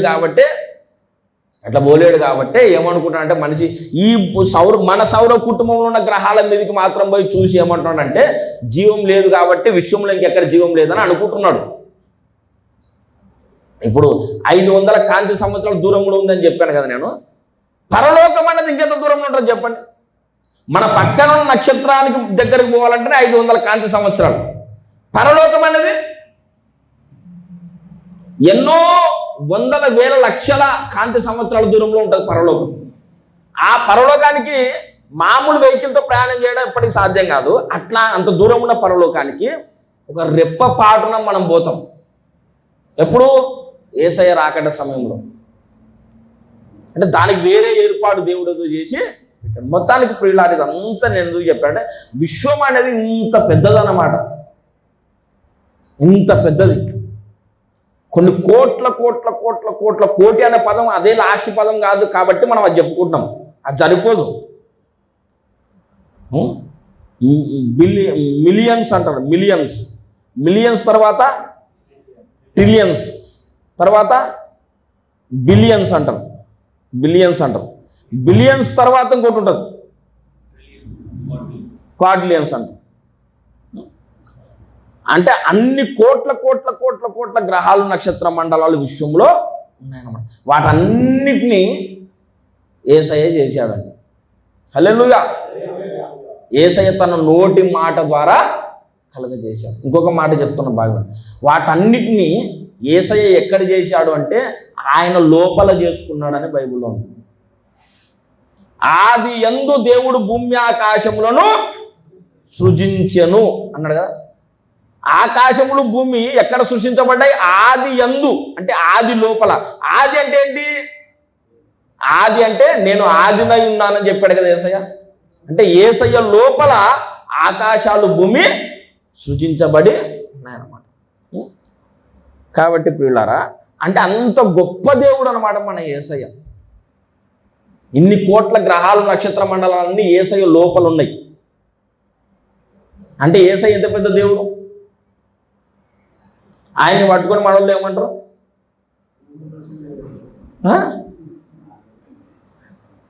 తక్కువ కులముల దేవుడు అంటారు కదా, మాలమాదిగల దేవుడు, వేరే ఫారిన్ దేవుడు, ఏదో రకరకాలుగా అంటారు.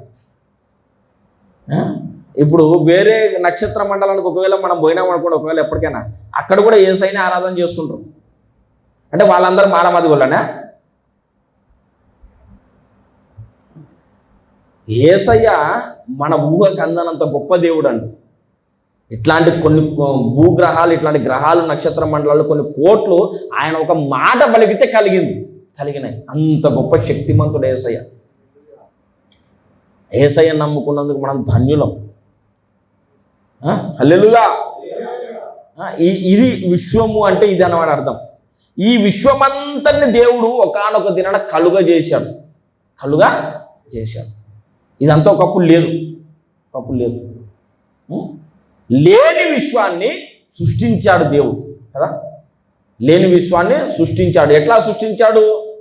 తన మాట ద్వారా సృష్టించాడు కదా. మాట ద్వారా సృష్టించాడు, తన మాట ద్వారా నడిపిస్తున్నాడు ఈ లోకాలన్నింటినీ కూడా దేవుడు. మీరు బాగా గమనించండి, సూర్యుని చుట్టూ ఈ గ్రహాలన్నీ కూడా ఒక కక్ష్యలో తిరుగుతుంటాయి. తిరిగేటప్పుడు కూడా కొంచెం కూడా పక్కకు పక్కన తిరుగుతుంటాయి. సూర్యుని చుట్టూ గ్రహాలన్నీ ఈ కక్ష్యలో తిరుగుతుంటాయి. గ్రహాలు మాత్రమే కాదు, ప్రతి పదార్థంలో కూడా అణువులు ఉంటాయి. అణువు లోపల మళ్ళీ పరమాణువులు ఉంటాయి. ఈ అణువు లోపల పరమాణువులు కూడా సెంటర్ పాయింట్ చుట్టూ తిరుగుతుంటాయి లోపల. ఇవన్నీ కూడా సెకండ్కి 3 లక్షల కిలోమీటర్ల వేగంతో తిరుగుతుంటాయి. ఇట్లా తిరిగేటప్పుడు కూడా ఒక కక్షలో తిరుగుతుంటాయి. అట్లా తిరిగేటప్పుడు ఒక కక్షలో తిరగకుండా కొంచెం కనుక కక్షలో తప్పిపోతే ఒక్కొక్క అణువు ఢీకొని మొత్తం విశ్వం అంతా భస్మం అయిపోతుంది, బూడిదైపోతుంది.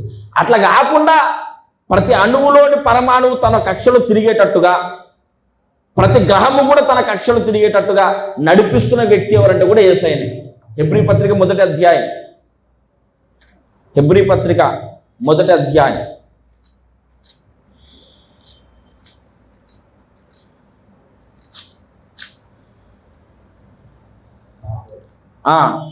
4వ వచనం చదవండి.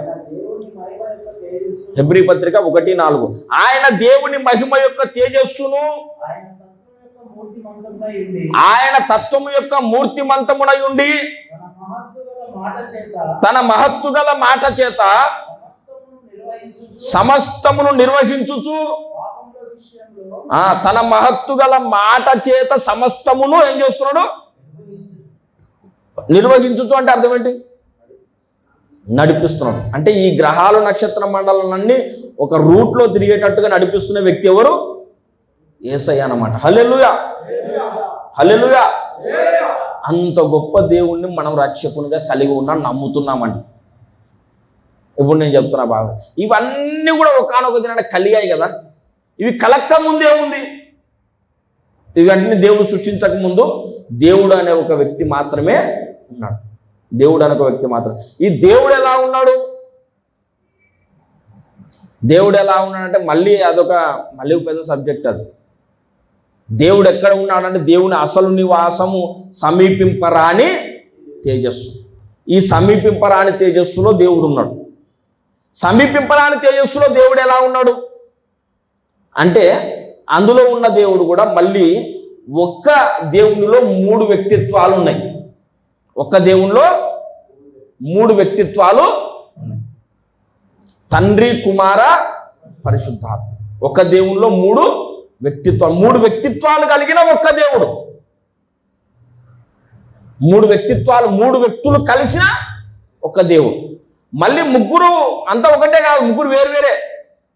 తండ్రి వేరు, కుమారుడు వేరు, పరిశుద్ధాత్ముడు వేరు.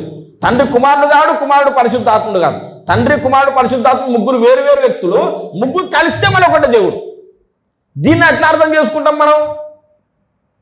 ఇది కూడా చెప్పింది ఎవరంటే ఓఫీర్ గారే. నేను పోయిన వారం ఏం చెప్పాను గుర్తుందా మీకు? పోయిన వారం మనం మూలవాక్యం ఏం చదువుకున్నాం? యూదా పత్రిక చదువుకున్నాం. దాని తర్వాత నెక్స్ట్ ఒక మాట చదివించాను నేను, రోమా పత్రికలో. రోమాపత్రిక మాట రోమాపత్రిక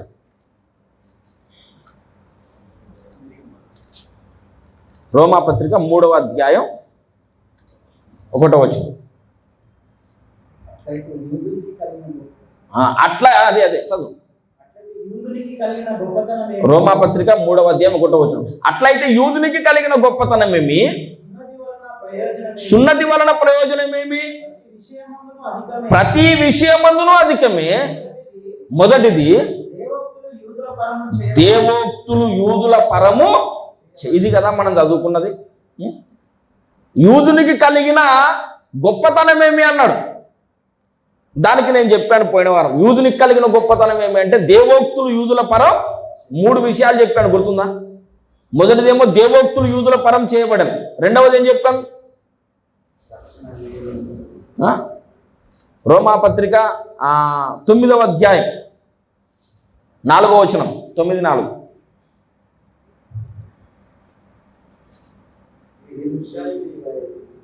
వీరు ఇశ్రాయేలీలు, రోమాపత్రిక 9:4.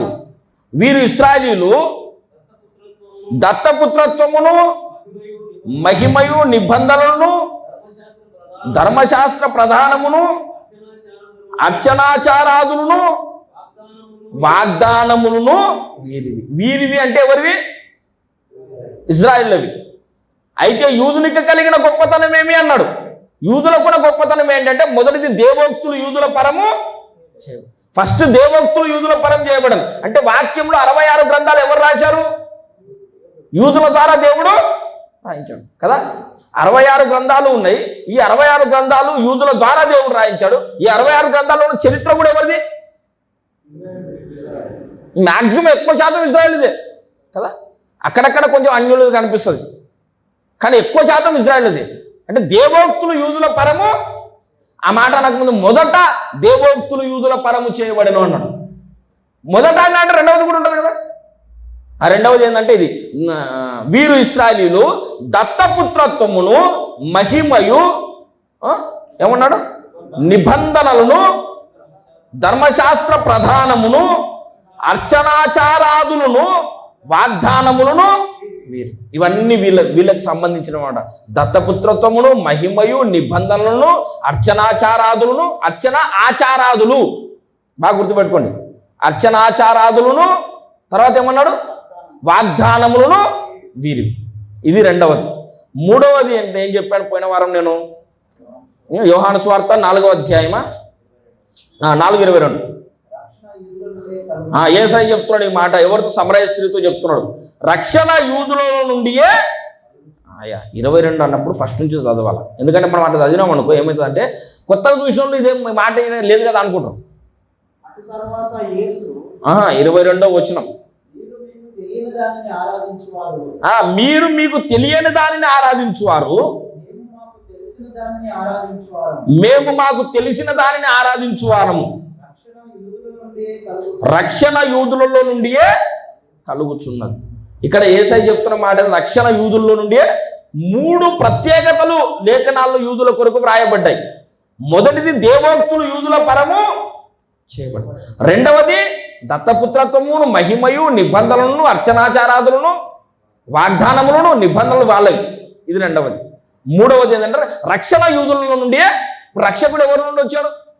యేసయ్య. యూదా జాతుల నుంచే కదా. అంటే వాళ్ళకున్న ప్రత్యేకత అది. ఈ ప్రత్యేకతలన్నింటిలో మనం పోయిన వారం ఏం చూసుకున్నాము అంటే దేవోక్తులు యూదుల నుండి వచ్చాయి కదా మనకి. దేవోక్తులు 66 గ్రంథాలు.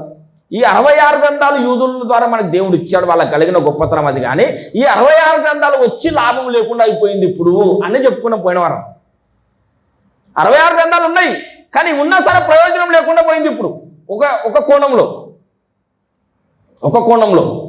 ఎట్లాగంటే ఇదే 66 గ్రంథాలు సకల క్రైస్తవులు పట్టుకుంటారు, కానీ ఒకరు చెప్పేదానికి కొంతనా కుదరట్లేదు. హెబ్రోన్ వాళ్ళు, చర్చ్ ఆఫ్ క్రైస్ట్ వాళ్ళు, బ్రదర్ అనోళ్ళు, వీళ్ళు ముగ్గురు ఏమవుతారు తెలుసా? వరాలు లేవని నమ్ముతారు. వరాలు లేవంటారు. అంటే భాషలు మాట్లాడడం కానీ, ప్రవచనాలు చెప్పడం కానీ, స్వస్థపరచడం కానీ, ఈ వరాలు నమ్మరు. భాషలు మాట్లాడే వాళ్ళని వీళ్ళు నమ్మరు. హెబ్రోన్ వాళ్ళు నమ్మరు. పెంతెకోస్తలు భాషలు. ఈ హెబ్రోనోళ్ళు ఇదే బైబిల్ పట్టుకుంటారు, వీళ్ళు కూడా ఇదే బైబిల్ పట్టుకుంటారు. వీళ్ళు కొన్ని లేఖనాలు చూపిస్తారు, వీళ్ళు కొన్ని లేఖనాలు చూపిస్తారు. కానీ 66 గ్రంథాలు ఉన్నాయి, కానీ వీటి వల్ల ప్రయోజనం లేకుండా పోయింది. అంటే 2 శాఖలుగా విడిపోయినాయి, ఎంత మాత్రంతో ఆగలేదు. ఇంకా సెవెంత్ డే అడ్వెంటిస్ట్ వాళ్ళు, యెహోవా సాక్షులు, ఇంకా రకరకాలుగా ఉన్నారు కదా. వీళ్ళందరూ ఒకరు చెప్పేదానికి కొంత కుదరట్లేదు. మాది రైట్ అని వాళ్ళు అనుకుంటారు, మాది రైట్ అని వాళ్ళు అనుకుంటారు. ఇప్పుడు మనం కూడా మాదే రైట్ అనుకుంటాం కదా, అవునా కదా. అందరు మాది రైట్ అనుకుంటారు, అందరు పట్టుకుని మళ్ళీ ఇదే బైబిలే, అందరూ వచనాన్ని చూపించేది మళ్ళీ ఇక్కడ నుంచే. ఈ బైబిల్ ఉంది, కానీ బైబిల్లో ఉన్న సత్యాన్ని ఎవరికి వాళ్ళు మాదే రైట్ అనుకుంటారు, ఒకరికొకరు వ్యతిరేకంగా చెప్పుకుంటున్నారు. ఇప్పుడు బైబిల్ ఉండడం వల్ల లాభం లేకుండా అయిపోయింది ఇదొక్క కోణంలో. ఇప్పుడు ఏం కావాలంటే బైబిల్ మాత్రమే ఉంటే సరిపోదు, బైబిల్ని సరిగా వ్యాఖ్యానించి సత్యమేదో నిరూపించగలిగిన బోధ కావాలి. అర్థమైందా? ఒక అంశాన్ని తీసుకుంటే ఆ అంశంలో అన్ని లేఖనాలలో ఉన్నటువంటి ఆ వచనాలన్నీ, ఆ అంశానికి సంబంధించిన వచనాలన్నీ బయటికి తీసి అన్ని లేఖనాలకు సమాన గౌరవం ఇస్తూ వచ్చిన సారాంశము సత్యమని నిరూపించే బోధ కావాలి. ఆ బోధ లేకపోతే వాక్యం ఉన్నా సరే ప్రయోజనం లేని పరిస్థితి. వాక్యం ఉంది కానీ సత్యం దొరకలే ప్రజలకు. అందరి చేతిలో బైబిల్ ఉన్నాయి, కానీ అందరికి సత్యం దొరకలేదు. కారణం ఏంటంటే వాక్యం ఉంది, కానీ వాక్య సారాంశ సత్యము. వాక్యం అందరికీ తెలుసు, వాక్యము తెలిసినంత మాత్రం సత్యం తెలిసినట్టు కాదు. వాక్యం తెలిస్తే సత్యం తెలిసినట్టు కాదు. వాక్యము సత్యం అన్నమాట బైబిల్లో ఉంది. సత్యమందు వారిని ప్రతిష్ఠ చేయము, నీ వాక్యమే సత్యం. యోహాను సువార్త 17:17. నీ వాక్యమే సత్యం అన్నాడు కదా యేసయ్య. వాక్యం సత్యం అన్న మాట మీద మనం స్టాండ్ అయి ఉంటాం. అట్లాగే ఇప్పుడు అది దానికి కూడా పోయిన వారని చెప్పాను నేను. యోబు గ్రంథం 19వ అధ్యాయం. యోబు గ్రంథం 19వ అధ్యాయం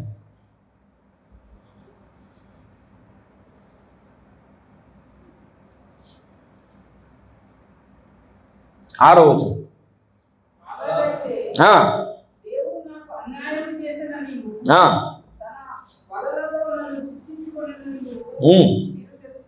మీరు ఏమి తెలుసుకోవాలి? మీరు దేవుడు ఏం చేశాడంట? దేవుడు నాకు అన్యాయం చేశాడని ఎవరు అంటున్నారు అక్కడ? యోబు అంటున్నాడు కదా. ఆ మాట బైబిల్లో ఉందా లేదా? అది వాక్యమా కాదా? దేవుడు యోబుకి ఏం చేశాడు? అది నమ్మొచ్చా మనం? అది సత్యమేనా? అంటే బైబిల్లో ఒక ముక్క, ఏదో ఒక ముక్క పట్టుకొని ఇదే సత్యం అని చెప్పడానికి అవకాశం. ఒక ముక్క బైబిల్లోంచి తీసి వాక్యమే కదా, వాక్యం సత్యమని యేసయ్య చెప్పాడు కదా, ఈ మాట సత్యమని చెప్పగలమా మనం? చెప్పగలమా? దేవుడు యోబుకి అన్యాయం చేశాడని చెప్పగలమా? పోనీ ఈ మాట ప్రకారంగా దీన్ని వ్యాఖ్యానం చెప్పుకుంటూ దేవుడు యోబుకి అన్యాయం చేశాడు కాబట్టి చాలా మందికి దేవుడు అన్యాయం చేస్తాడు అని చెప్పుకోవచ్చా మనం? అంటే వాక్యమే కదా అది.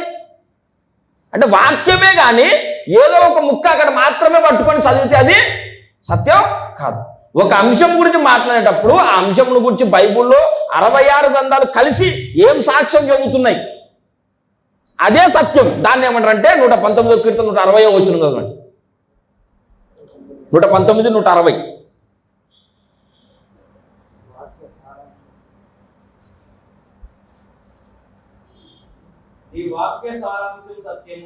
నీ వాక్య సారాంశము సత్యము. హల్లెలూయా, హల్లెలూయా. వాక్యము సత్యము అన్నది సంపూర్ణ సత్యం కాదు. అసలు వాస్తవం ఏంటంటే వాక్య సారాంశము సత్యం. ఇప్పుడు ఇన్ని క్రైస్తవ డినామినేషన్లుగా సంఘం విడిపోవడానికి గల కారణం ఏంటంటే వాక్య సారాంశము తెలియదు. వాక్యం తెలుసు అందరికీ, వాక్య సారాంశం తెలియదు అన్నమాట. ఇప్పుడు ఇదంతా నేను ఎందుకు చెప్పానంటే, ఇప్పుడు దేవోక్తులు యూదుల పరం చేయబడ్డాయని చెప్పుకున్నాం కదా, దేవోక్తులు యూదుల పరం చేయబడ్డాయి. అట్లాగే ఈ అంత్యకాలంలో ఆ దేవోక్తులను సరైన విధంగా వ్యాఖ్యానించి, బాగా స్టేట్మెంట్, దేవోక్తులను సరైన విధంగా వ్యాఖ్యానించి దేవోక్తులను ప్రతిదానికి 66 గ్రంథాలు కలిసి ఏం చెబుతున్నాయో ఆ వాక్య సారాంశమును బయటికి తీసి ఆ వాక్య సారాంశ సత్యాన్ని ప్రపంచ క్రైస్తవులకు అందజేసే బాధ్యత ఓఫీర్ మినిస్ట్రీస్ పక్షంగా చేయబడిందన్నమాట. హల్లెలూయా. దేవోక్తులు యూదుల పరము చేయబడింది, అది యూదులకు కలిగిన గొప్పతనం. మన ఓఫీర్ మినిస్ట్రీస్కి మనకు కలిగిన గొప్పతనం ఏంటి అంటే దేవోక్తులు ఉన్నాయి కానీ వాటి వల్ల ప్రయోజనం లేకుండా పోయింది. ఎందుకంటే ఈ దేవోక్తులు అందరికీ ఉన్నాయి కానీ ఒకరు చెప్పిన దానికి కొంతలు లేకుండా పోయింది. చాలా రకాల శాఖలుగా విడిపోయారు. ఇట్లా విడిపోయారు కాబట్టి వాక్యము వల్ల ప్రయోజనము లేకుండా పోయింది. వాక్యం ఉంది కానీ ఆ వాక్యంలో సత్యం దొరకలేదు. సత్యం దొరకాలంటే వాక్య సారాంశమును బయటికి తీసి చెప్పే బోధ కావాలి. ఆ బోధ ఎక్కడి నుంచి వస్తుంది? అంత్యకాలంలో మనకు అప్పగించబడు. ఓఫీరయ్య గారికి దేవుడు అప్పగించాడు అనమాట. హల్లెలూయా. ఇది ఓఫీర్ మినిస్ట్రీస్కి కలిగిన గొప్పతనం. ప్రపంచంలో ఎన్నో డినామినేషన్లు ఉండొచ్చు కానీ వాక్య సారాంశం కావాలంటే మాత్రం ప్రతి విషయంలో ఏది అసత్యం ఏది సత్యం అని తెలుసుకోవాలంటే మాత్రం ఇది సత్యము అంటే ఎందుకు సత్యం, ఏ లేఖనాధారాల ప్రకారం ఇది సత్యం, ఇది అసత్యం అంటే ఎందుకు అసత్యం, ఏ లేఖనాల ప్రకారం ఇది అసత్యం, అన్ని కోణాల నుంచి ఇది సత్యమని నిరూపించి ప్రపంచానికి అందజేసే బాధ్యత.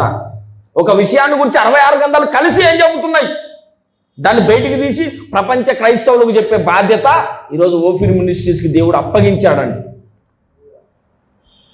ఇది మనకు కలిగిన గొప్పతనం.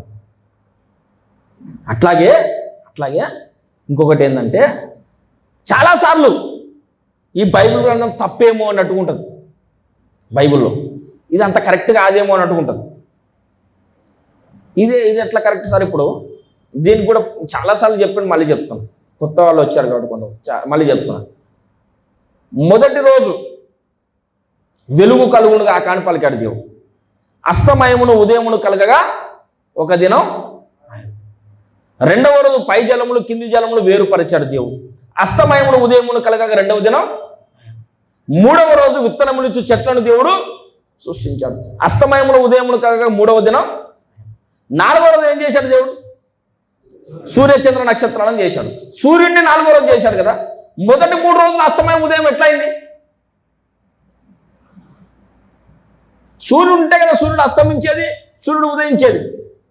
సూర్యుడే లేరు కదా, 4వ రోజు చేశాడు సూర్యుని దేవుడు. మళ్ళీ మొదటి 3 రోజులు ఏం అస్తమించింది, ఏం ఉదయించింది? ఇట్లా ఆదికాండం 1వ అధ్యాయం మొదలుకొని చదివే కన్నులు ఉండాలి కానీ కరెక్ట్గా చదవాలి కానీ బైబిల్ అంతా తప్పులన్నీ మొత్తం తప్పుల గ్రంథం ఇదంతా బైబిల్ అని అనుకునే అవకాశం ఉంది. ఇందాక చెప్పాను కదా లూసిఫర్ను దేవుడు ఎందుకు సృష్టించాడు, ఏదైనా తోటలోనికి సర్పాన్ని ఎందుకు దేవుడు రానిచ్చాడు, చూస్తూ ఎందుకు ఆపలేదు. ఇవన్నీ ప్రశ్నలు అనమాట. మీకు ఇంకొక మాట చెప్పనా, ఆదికాండంలోనికి రండి.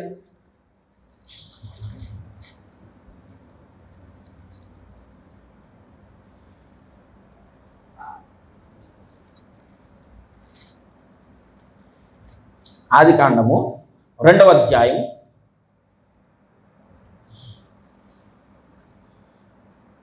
17వ వచనం చదవండి. అందరూ చేయండి. ఆదికాండం 2వ అధ్యాయం 17వ వచనం. అయితే మంచి చెడ్డల తెలివినిచ్చు వృక్ష ఫలమును నీవు తినకూడదు, నీవు వాటిని తినుదినమున నిశ్చయముగా చచ్చెదవని. ఎవరు చెప్పారు ఈ మాట? ఎవరు చెప్పారండి? దేవుడు చెప్పాడు కదా. ఏమని చెప్పాడు? ఆదాముకు చెప్పాడు ఈ మాట, నీవు వాటిని తినుదినమున నిశ్చయముగా చచ్చెదవు అన్నాడు కదా. ఇప్పుడు 3వ అధ్యాయం 4వ వచనం చదవండి. 3:4 అందరూ చూడండి. 3వ అధ్యాయం 4వ వచనం. అందుకు సర్పము మీరు చావనే చావ. దేవుడు ఏం చెప్పాడు? నిశ్చయముగా. సైతాన్ ఏం చెప్తున్నాడు? చావనే. దేవుడు కూడా నొక్కి చెప్పాడు అక్కడ, నిశ్చయముగా చస్తావు. మామూలుగా చస్తావు అనలేదు, ఖచ్చితంగా చస్తావు. వీడు కూడా ఇక్కడ ఏం చెప్తున్నాడు? చావని. మామూలుగా చావనంటే అక్కడికి పోతుండే మళ్ళీ పంచాది. చావనే చావు. దేవుడు ఎంత కాన్ఫిడెన్స్ ఉన్నాడు, వీడు కూడా అంత కాన్ఫిడెన్స్ ఉన్నాడు. ఆ పండు తిన్నారు. తిన్న తర్వాత ఏం జరిగింది? చచ్చిపోయారు వాళ్ళు. చావు. అంటే ఎవరు మాట రైట్ అయింది? మీరు కరెక్ట్గా చెప్పండి, ఎవరు మాట రైట్? అంటే ఆత్మీయంగా చచ్చిపోయాను సరే అని అవన్నీ మాట్లాడలేవు, మనం కల్పించుకున్న మాట్లాడండి. ఆత్మీయంగా చచ్చేదరా నీవు ఆ పండు తిన్న నిశ్చయంగా ఆత్మీయంగా చచ్చేదమని ఉందాడా? ఇప్పుడు దేవుడేమో నిశ్చయంగా చస్తామన్నాడు, వాడేమన్నాడు సావనే. మరి ఆదాము చచ్చాడా సావలేదా? సావలేదు, చచ్చిపోలేదు. ఇప్పుడు ఎవరి మాట జరిగింది? ఎవరు నిజం చెప్పారు? దేవుడు ఏం చెప్పాడు అప్పటికి?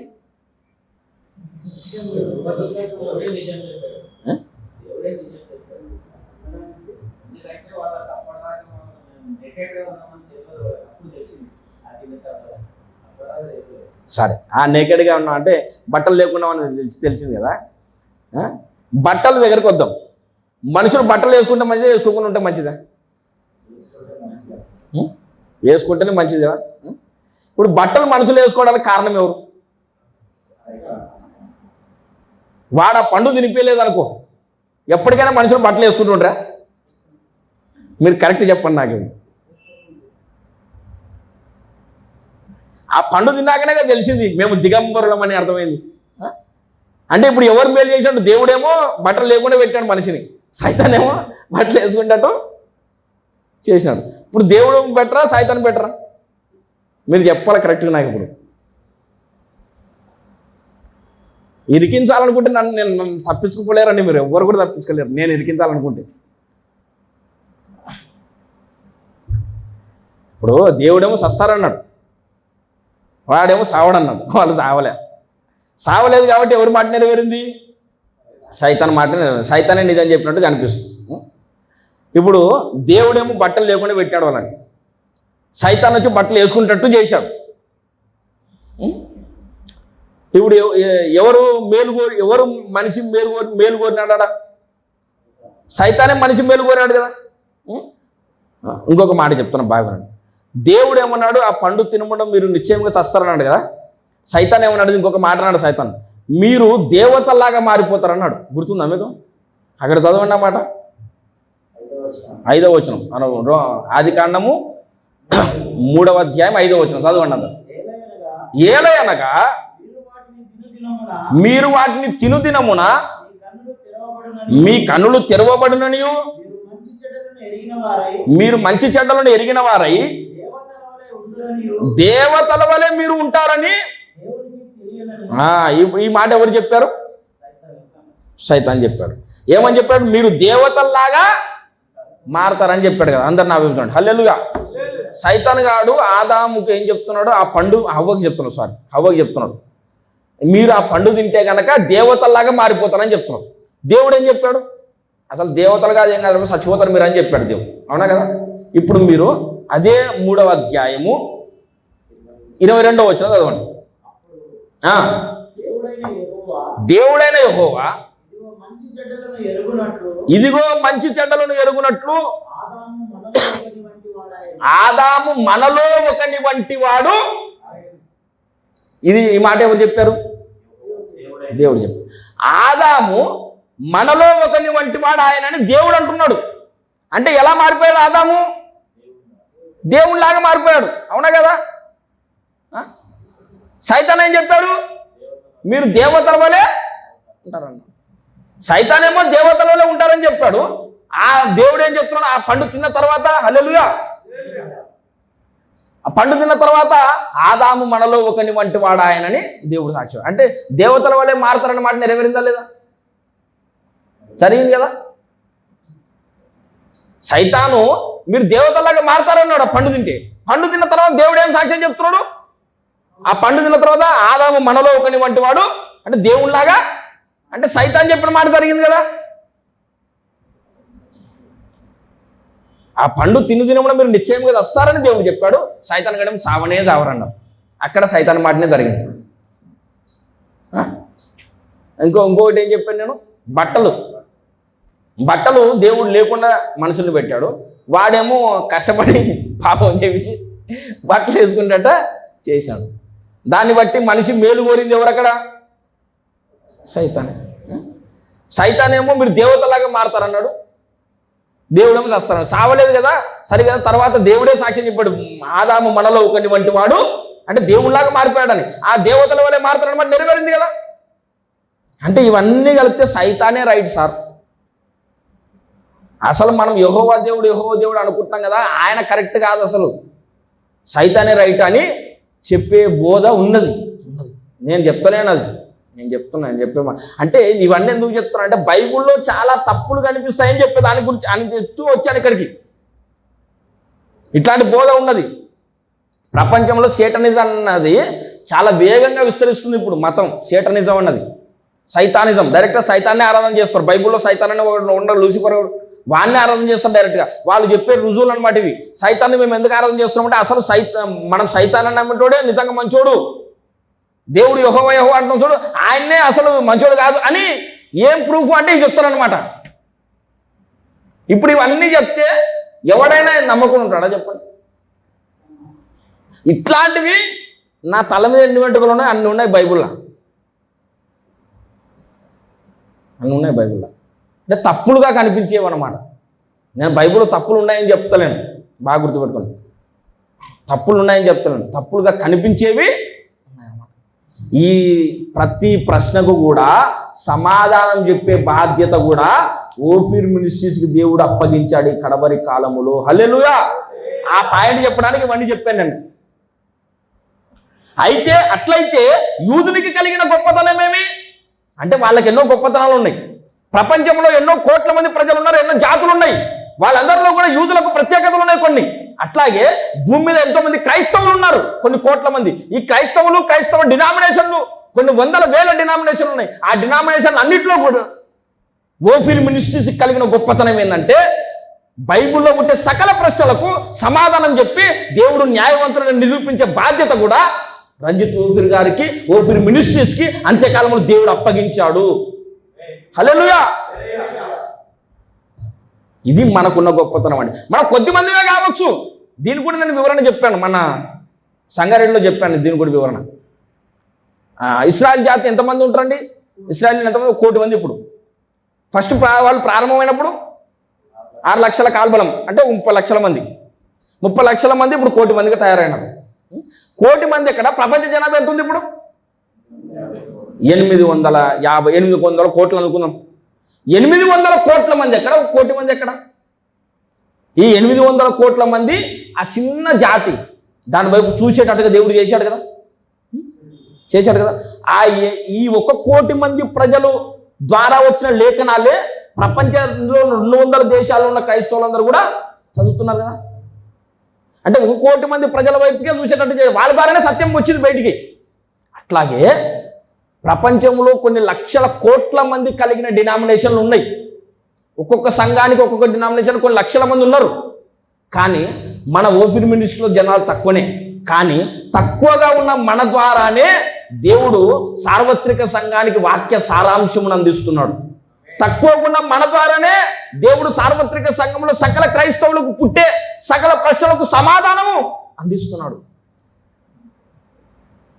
అండి. నేను ఇవన్నీ ఎందుకు చెప్పాను, విశ్వచరిత్ర అంతా ఎందుకు చెప్పానంటే ఇది కారణం.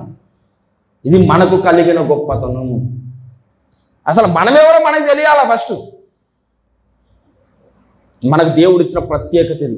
రంజిత్ ఓఫీర్ గారి ద్వారా దేవుడు భూమి మీద జరిగిస్తున్న పని ఇది.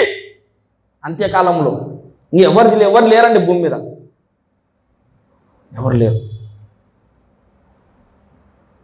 ప్రియులారా, హల్లెలూయా. మనం మూలవాక్యం ఏం చదువుకున్నాం? తీయండి, ముగించేద్దాం.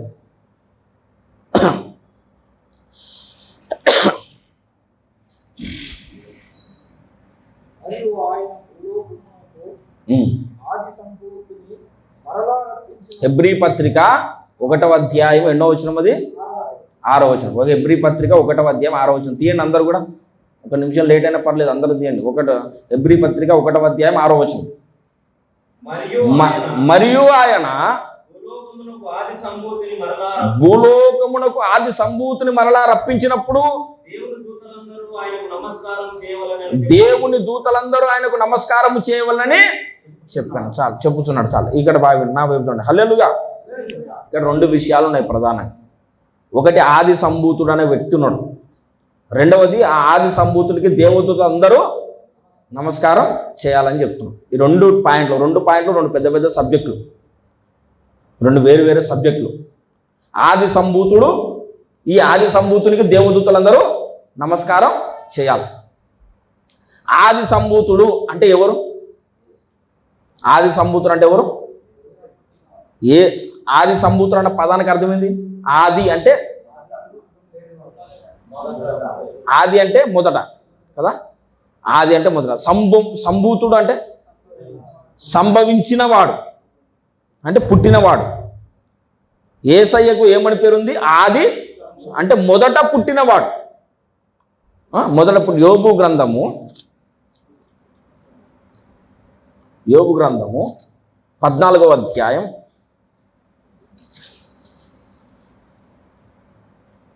15వ అధ్యాయం 15th చాప్టర్ 7వ వచనం 15:7. అందరు తీయండి. యోబు గ్రంథము 15:7. మొదట పుట్టిన పురుషుడవు నీవేనా, నీవు పర్వతములకు ముందుగా పుట్టిన వాడవా, నీవు దేవుని ఆలోచన సభలో చేరి ఉన్న వాడవా అన్నాడు. చాలు. ఇక్కడ 3 ప్రశ్నలు వేశాడు దేవుడు. ఎలీఫజు యోబుతో మాట్లాడుతున్నాడు. 3 ప్రశ్నలు వేశాడు. మొదట పుట్టిన వాడవు నీవేనా అన్నాడు ఫస్ట్. రెండవది పర్వతముల కంటే ముందు నువ్వు పుట్టిన వాడవా అన్నాడు. మూడవది నీవు దేవుని ఆలోచన సభలో చేరి ఉన్నవాడవా అన్నాడు. ఈ 3 ప్రశ్నలు 3 టాపిక్లు. మళ్ళీ అందులో మొదట పుట్టినవాడు అన్న మాట తీసుకున్నాం. నీవు మొదట పుట్టిన వాడవు నీవేనా అన్నాడు కదా. మొదట పుట్టిన వాడవు అంటే అర్థం ఏంటి? ఫస్ట్ పుట్టిన వ్యక్తి అంటే ఎవరు? ప్రతి ఇంట్లో కూడా ఫస్ట్ పుట్టిన వ్యక్తి ఉంటాడు కదా. ఇక్కడ యోబుతో ఎలీఫజ్ అడుగుతున్న మొదట పట్టే దీనికి అర్థం ఏంటంటే ఈ విశ్వములోనే మొదట పుట్టిన ఆయన ఒక ఆయన ఉన్నాడు. మొదట పుట్టిన ఆయన, ఫస్ట్ పుట్టిన వ్యక్తి.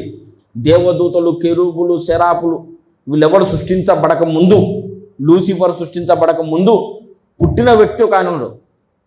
ఆయన మొదట పుట్టినవాడు. ఆయనకే మొదట పుట్టినవాడు అని ఇక్కడ పేరుంది కదా. ఆది సంభూతుడు అని హెబ్రీ పత్రికలో పేరుంది. ఆది సంభూతుడు. ఈ మొదట పుట్టినవాడు అన్న ఆది సంభూతుడు అన్న ఎవరు ఇక్కడ? మొదట పుట్టడం అన్నా ఆదిలో సంభవించడం అన్నా ఒకటే పదాలు. ఎవరు ఆయన చెప్పాలి, అందరు చెప్పాలి. ఎవరు? యేసయ్య కదా. యేసయ్య ఆది సంభూతుడు కదా. అంటే యేసయ్య మొదట చెప్పాలా, పుట్టినవాడు కదా. ఇప్పుడు నాకు చెప్పండి, మళ్ళీ హెబ్రీ పత్రికలోనికి రండి.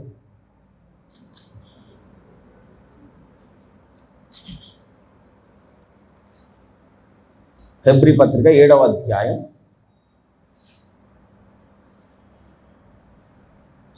7వ అధ్యాయం మొదటి నుండి నేనే చదువుతున్నా చూడండి అందరు కూడా. హెబ్రీ పత్రిక 7వ అధ్యాయం మొదటి నుండి. రాజులను సంహారము చేసి తిరిగి వచ్చుచున్న అబ్రహామును ఎవడు కలుసుకుని అతనిని ఆశీర్వదించెనో, ఎవనికి అబ్రహాము అన్నిటిలో 10వ వంతు ఇచ్చెనో ఆ షాలేము రాజును మహోన్నతులకు దేవుని యాజకుడైన మెల్కీసెదెకు నిరంతరము యాజకుడుగా ఉన్నాడు. అంటే మెల్కీసెదెకు గురించి మాట్లాడుతున్నాడు ఇక్కడ. అతని పేరుకు మొదట నీతికి రాజనియు తర్వాత సమాధానపు రాజనియు అర్థం ఇచ్చినట్టు షాలేము రాజని అర్థం. అతడు తండ్రి లేనివాడును తల్లి లేనివాడును వంశావళి లేనివాడును జీవిత కాలములకు ఆది అయినను జీవనములకు అంతమైనను లేనివాడునై ఉండి దేవుని కుమారుని పోలి ఉన్నాడు. ఇక్కడ దేవుని కుమారుని పోలి ఉన్నాడంటే దేవుని కుమారుడే యేసయ్యనే.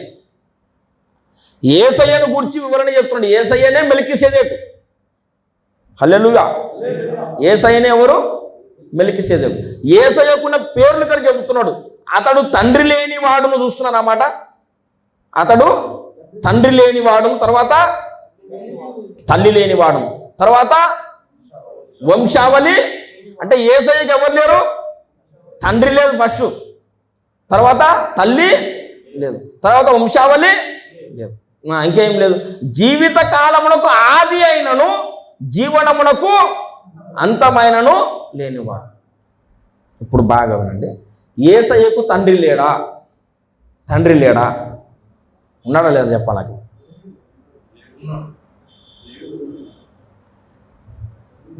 తండ్రి లేడా యేసయ్య? తండ్రి వీరేమి చేయుచున్నారో వీరు ఎరుగరు కనుక వీరిని, అంటే తండ్రి ఉన్నాడా లేదా? మళ్ళీ ఇక్కడ యేసయ్యకు తండ్రి లేడని రాయబడి, అవునా కదా? తర్వాత తల్లి లేనివాడు అన్నాడు కదా, యేసయ్యకు తల్లి లేదా? యేసయ్యను చూడడానికి మరియమ్మ ఆయన సహోదరులు వచ్చి, ఇదిగో నీ తల్లి నీ సహోదరులు వచ్చారు నీ చూడడానికి అంటారు. శిష్యునికి మరియమ్మను అప్పగించేటప్పుడు శిలువ మీద యేసయ్య ఏమంటాడు? ఇదిగో, అంటే యేసయ్య తల్లి కదా, యేసయ్య తల్లి అని మరియకు బైబిల్లో పేర్లు ఉంది. యేసయ్య కూడా మరియమ్మని ఏమన్నా అమ్మ అని పిలిచాడు కదా. ఇప్పుడు యేసయ్యకి తల్లి ఉంది కదా, యేసయ్యకి తండ్రి, మరి తండ్రి లేడు తల్లి లేడని ఇక్కడ చెప్తున్నాడు కదా. యేసయ్యకి వంశావళి లేదా? మత్తయి సువార్త ప్రారంభం అంతా ఎవరు వంశావళి? అది యేసయ్య వంశావళి కదా. ఇంకొక సువార్త ఉండదు, లూకా సువార్త అనుకుంటా, యేసుక్రీస్తు వంశావళి కదా. మరి తండ్రి లేడన్నాడు, తండ్రి ఉన్నాడు. తల్లి లేదన్నాడు, తండ్రి ఉన్నాడు. తల్లి ఉన్నది, వంశావళి లేదా? వంశావళి. మరి ఇక్కడ లేదంటాడు, ఒక చోట ఉంది. ఎట్లా దీన్ని కరెక్ట్గా అర్థం చేసుకోవాలి మనం? తండ్రి లేడు అంటే చెప్తున్న భాగం, భూమి మీద యేసయ్య మరియమ్మకు పుట్టాడు కదా, మరియమ్మ గర్భంలోంచి యేసయ్య బయటకు వచ్చినప్పుడు తండ్రి లేకుండా బయటకు వచ్చాం. తండ్రి లేడు అప్పుడు యేసయ్య, తండ్రి లేడు, తల్లి మాత్రమే ఉన్నది. పరలోకంలో ఒకసారి పుట్టాడు యేసయ్య, ఇది చాలామందికి తెలియదు. యేసయ్య 2 సార్లు పుట్టాడు, 2 సార్లు పుట్టాడు. ఒకటి భూమి మీద మరియమ్మ గర్భంలో పుట్టాడు, రెండవది అంతకంటే ముందు మరియమ్మ గర్భంలో పుట్టక ముందు పరలోకంలో ఒకసారి పుట్టాడు. హెబ్రీ పత్రిక 1వ అధ్యాయం 5వ వచనం, హెబ్రీ పత్రిక 1వ అధ్యాయం 5వ వచనం, అందరిది హెబ్రీ పత్రిక 1వ అధ్యాయం 5వ వచనం. ఏలయనగా నీవు నా కుమారుడవు, నేను నేడు నిన్ను కని ఉన్నాను. ఈ మాట అందరూ గుర్తుపెట్టుకోండి. నీవు నా కుమారుడవు, నేడు నేను నిన్ను కని ఉన్నాను. నేను నిన్ను కని ఉన్నానని కానీ చెప్తున్నాడు. ఆయన ఎవరండి? తండ్రి అయిన దేవుడు. కన్నా ఎవరిని కన్నాడు? యేసయ్యను కన్నాడు కదా. అంటే తండ్రి అయిన దేవుడు యేసయ్యను కన్న సందర్భం ఒకటి ఉంది కదా. అప్పుడు యేసయ్యకు తండ్రి మాత్రమే ఉన్నాడు, తల్లి లేదు. మరియమ్మ గారు కన్నది కదా యేసయ్యను, అప్పుడు యేసయ్యకు తల్లి మాత్రమే ఉన్నది, తండ్రి లేడు. తండ్రి లేనివాడు అంటే మరియమ్మకు పుట్టినప్పుడు తండ్రి లేనివాడు. తల్లి లేనివాడు అంటే తండ్రి అయిన దేవుని నోట్లోంచి బయటకు వచ్చినప్పుడు తల్లి లేనివాడు. యేసయ్య 2 సార్లు పుట్టాడు అని బైబిల్ చెబుతుంది, మనం చెప్పడం కాదు. అందరికీ తెలిసిన వాస్తవం ఏంటంటే ఒకటేసారి పుట్టాడు మరియమ్మ గర్భంలో యేసయ్య. అంతకంటే ముందు ఒకసారి పుట్టాడు, అంతకంటే ముందు ఒకసారి పుట్టాడని నమ్మకపోతే ఈ వచనాన్ని తీసేసుకోవాల్సి వస్తుంది బైబిల్లోంచి. మళ్ళీ ఈ వచనానికి అర్థం ఏంటి? యేసయ్య 2 సార్లు పుట్టాడు, ఒకసారి కాదు. మొదటిసారి పుట్టినప్పుడే ఆయనకు ఆది సంభూతుడు అని పేరు వచ్చింది. అందుకే మొదట పుట్టిన వాడవు నీవేనా అన్నాడు. అంటే పరలోకంలో యేసయ్య ఒకసారి పుట్టాడు, భూమి మీద యేసయ్య ఒకసారి పుట్టాడు. ఇప్పుడు యేసయ్యకు పుట్టుకుందా లేదా చెప్పండి నాకు. హల్లెలూయా. పుట్టుక ఉందా లేదా? ఉన్నదా లేదా? అందరు చెప్పండి. పుట్టుకుందా? ఉంది కదా. ఆ పుట్టుక అంటే ఆది కదా. ఆది ఉందా లేదా యేసయ్యకు? అక్కడ ఏమన్నాడు? జీవిత కాలమునకు ఆది అయినను జీవనమునకు అంతమైనను లేనివాడై ఉండి అన్నాడా లేదా? జీవిత కాలమునకు యేసయ్యకు ఆది లేదంటున్నాడు ఇక్కడ. కానీ యేసయ్య 2 సార్లు పుట్టాడని ఆది సంభూతుడని ఉంది డైరెక్ట్గా. అంటే ఇట్లా తికమక ఎందుకు రాయించి పెట్టాడంటే ఒక్కొక్క దాని దగ్గర కొంచెం ఆలోచన చేస్తే కొంత ప్రత్యక్షత అన్నది దొరుకుతుంది అనమాట. మనకి మన మైండ్కి అందని మర్మాలు మనకు బయటపడతాయి అన్నమాట. అందుకే అంత తికమక రాయించి పెట్టాడు దేవుడు. ఇదంతా ఈ వేస్ట్ అంతా ఒక చోట ఉందంటాడు, ఒక చోట లేదంటాడు. మోసే ముఖాముఖిగా దేవుని చూశానని ఒక చోట ఉంటుంది. సమీపిపురాన్ని తేజస్సులో ఆయన మాత్రమే అమరత్వం గలవాడన్నాడు. ఆయన్ను ఎప్పుడు ఎవడు చూడలేదు చూడనేరడు అని ఇక్కడ అంటాడు. దేవుణ్ణి చూశారో చూడలేదా అంటే అది మళ్ళీ పెద్ద సబ్జెక్ట్. అంటే ఇట్లా వ్యతిరేకంగా ఎందుకు ఉంటాయి బైబిల్లో అంటే అక్కడ ఏదో దేవుడు మనకు నేర్పించాల్సిన ఒక గొప్ప ప్రత్యక్షత దాగి ఉందని అర్థం. అవన్నీ బయటికి తీసి చెప్పే బాధ్యత కూడా ఈరోజు ఓపెన్ మినిస్ట్రీస్కి దేవుడు అప్పగించాడు. హల్లెలూయా. మనకు కలిగిన గొప్పతనం ఏమి? మనం ధన్యులమండి, నిజంగా చెప్తున్నాను, మన అదృష్టవంతులు. ఓఫీర్ అయ్య గారిని వెంబడిస్తున్న ప్రతి ఒక్కరు కూడా అదృష్టవంతుడు. ఈ స్టేట్మెంట్ చాలా రోజుల వరకు నేను చెప్పలేదు, ఇప్పుడు చెప్తున్నా. ఎందుకు అంటే మనకు దేవుడిచ్చిన ప్రత్యక్షతలు గొప్పవి. మన దగ్గర వాక్య సారాంశ సత్యం ఉంది. ప్రపంచ క్రైస్తవులు ఎవడు ఏ ప్రశ్న అడిగినా సరే సమాధానం చెప్పగలిగిన స్థితిలో దేవుడు మనల్ని పెట్టాడు. ఇంకొకటి అంత మాత్రమే కాదు, ప్రపంచ క్రైస్తవులందరినీ ఏకము చేయాలంటే ఏ బోధ ప్రజల్లోకి వెళ్ళాలో ఆ బోధ మన ద్వారానే సార్వత్రిక సంఘంలోనికి వెళుతుంది. ఇప్పుడు రెండవ రాకడ విషయంలో అయితేనేమి, దేవుని త్రిత్వం విషయంలో అయితేనేమి, పరలోక సంబంధమైన మర్మాల విషయంలో అయితేనేమి, లూసిఫర్ని ఎందుకు చేశాడు, ఎట్లా న్యాయవంతుడు అవుతాడు దేవుడు అన్న విషయంలో అయితేనేమి, బైబిల్లో ప్రతి మనిషికి పుట్టే సకల ప్రశ్నలకు సమాధానం చెప్పే ఆ కృప దేవుడు ఓఫీర్ గారికి ఇచ్చాడు. ఆ తర్వాత ఆయన ద్వారా మనకి ఇచ్చాడు దేవుడు. పిల్లారా, యేసయ్య మొదట పుట్టాడు అని బైబిల్లో ఉంది. అసలు యేసయ్యకు పుట్టుకనే లేదని కూడా బైబిల్లో. అసలు వాస్తవం ఏంటంటే, నేను ఈ నక్షత్ర మండలాలు, గ్రహ మండలాలు అవన్నీ చెప్పాను కదా, అవన్నీ చేయకముందు సమీపింపరాని తేజస్సులో దేవుడు ఉన్నాడని చెప్పి అక్కడ నుంచి మళ్ళీ డైవర్ట్ అయినా నేను. సమీపింపరాని తేజస్సులో ఎలా ఉన్నాడని చెప్పాను? దేవుడు తండ్రి, కుమారుడు, పరిశుద్ధాత్మ ముగ్గురుగా ఉన్నాడు. ఈ ముగ్గురులో కూడా మళ్ళీ ఒక్కొక్క దేవునిలో, ఒక్కొక్కరిలో, తండ్రిలో, కుమారుల్లో, పరిశుద్ధాత్మలో కొన్ని లెక్కింపలేనన్ని కోట్ల స్వయం సుఖ కేంద్రాలు ఉన్నాయి. అంటే నేను తండ్రిని అని చెప్పే కేంద్రాలు లెక్కింపలేనని ఉన్నాయి. కుమారుల్లో కూడా నేను కుమారుణ్ణి అని చెప్పే కేంద్రాలు లెక్కించలేని ఉన్నాయి. పరిశుద్ధాత్మలో కూడా నేను పరిశుద్ధాత్మని చెప్పే స్వయం సుఖ కేంద్రాలు. ఇవన్నీ అర్థం కావాలి, తర్వాత అడగండి నన్ను. అర్థం కాకపోతే, ఎవరికైనా అర్థం కాకపోతే చెప్తున్నాను. లెక్కింపలేని స్వయం సుఖ కేంద్రాలు ఉన్నాయి. అందులో నుంచి ఒక కేంద్రం బయటకు వచ్చింది సృష్టి చేయకముందు. అప్పుడు అన్నాడు యేసయ్య, దేవుడు, తండ్రి అయిన దేవుడు, ఆ బయటకు వచ్చిన ఒక కేంద్రంతో, నీవు నా కుమారుడవు, నేడు నేను నిన్ను కనుగొన్నాను. ఆ బయటకు వచ్చిన ఆయనే యేసయ్య. ఆయన బయటకు వచ్చిన తర్వాత ఆయన ద్వారా విశ్వమంతని దేవుడు సృష్టించాడు. ఫస్ట్ పదార్థ సృష్టి చేశాడు, తర్వాత దేవదూతల సృష్టి చేశాడు. ఎన్నో కోట్ల యుగాలు గడిచిపోయిన తర్వాత మానవ జాతి సృష్టి చేశాడు. ఇవన్నీ బైబిల్లో రాయబడి ఉన్నాయి, కానీ బైబిల్లో స్పష్టంగా రాయబడలేదు. అక్కడక్కడ పరిశోధన చేసి దైవ ప్రత్యక్షత పొందితే తప్ప అర్థం కాని విషయాలు. ఇన్ని మర్మాలను బయటికి తీసిన వ్యక్తి భూమి మీద ఎవరు లేరు, ఓఫీర్ గారు తప్ప. నేను అందుకే చెప్తున్నా, ప్రతి ప్రశ్నకు సమాధానం మన దగ్గర దొరుకుతుంది. కాబట్టి పిల్లరా, అంతము వరకు కూడా ఓఫీర్ గారిని వెంబడిస్తూ ఓఫీర్ మినిస్ట్రీస్లో నిలిచిన వాళ్ళే ధన్యులు, అదృష్టవంతులు. ఎందుకంటే మనకున్న ప్రత్యేకత గొప్పది. కాబట్టి ఇంత గొప్ప ప్రత్యేకత దేవుడు ఇచ్చాడు కాబట్టి చెప్తాను. ఇప్పుడు ఇంకా లాస్ట్ పాయింట్ చెప్పి ముగించేస్తాం. ఇంత గొప్ప ప్రత్యేకత దేవుడు మనకి ఇచ్చాడు కాబట్టి సైతాన్ గాడు మన ద్వారా, ఓఫీర్ అయ్య గారి ద్వారా ప్రపంచ క్రైస్తవులందరూ మనసులో పుట్టే ప్రశ్నల కంటే సమాధానం దొరుకుతుంది కదా. దేవుడు న్యాయవంతులను నిరూపించబడతాడు కదా. అట్లా నిరూపించబడకూడదు అంటే ఈ ప్రశ్నలు ప్రపంచ క్రైస్తవులకు ఈ సమాధానాలు ప్రపంచ క్రైస్తవులకు అందకూడదు. అది సైతాన్ గారి ప్లాన్ అనమాట. అందకూడదు అంటే ఏం చేయాలా? ఈయన రాసిన, ఓఫీర్ గారు రాసిన పుస్తకాలు చదవకుండా చేయాలి. చదవకుండా చేయాలంటే ఏం చేయాలా?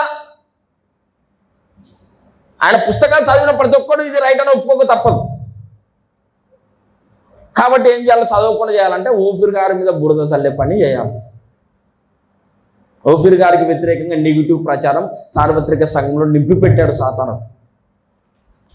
ఆ నింపిపెట్టిన సార్వత్రిక సంఘంలో దుష్ప్రచారం అంతా తొలగిపోయేటట్టు ప్రార్థన చేయాల్సిన బాధ్యత మనది. మన ద్వారా దేవుడు అందిస్తున్న సందేశాన్ని ప్రపంచ క్రైస్తవులకు తెలియజేయాల్సిన బాధ్యత మనదే. పిల్లలు, ముందు మనం స్థిరంగా నిలబడి ప్రపంచ నేను ఒక మాట చెప్తున్నా పండి, ఈ అంత్యకాలంలో యేసయ్య రాకడ జరగాలంటే అన్నిటికీ అపొస్తలుల కార్యం 3:21 కదా, 3:21లో ఉంది. అన్నిటికీ కుదురుబాటు కాలములు వచ్చునని దేవుడు ఆది నుండి తన పరిశుద్ధ ప్రవక్తల నోట పలికించెను, అంతవరకు యేసు పరలోక నివాసి అయినట ఆవశ్యకం కదా. ఆ వచనము నెరవేర్చే బాధ్యత, ఆ గొప్పతనము కూడా మనకి ఇచ్చాడు దేవుడు.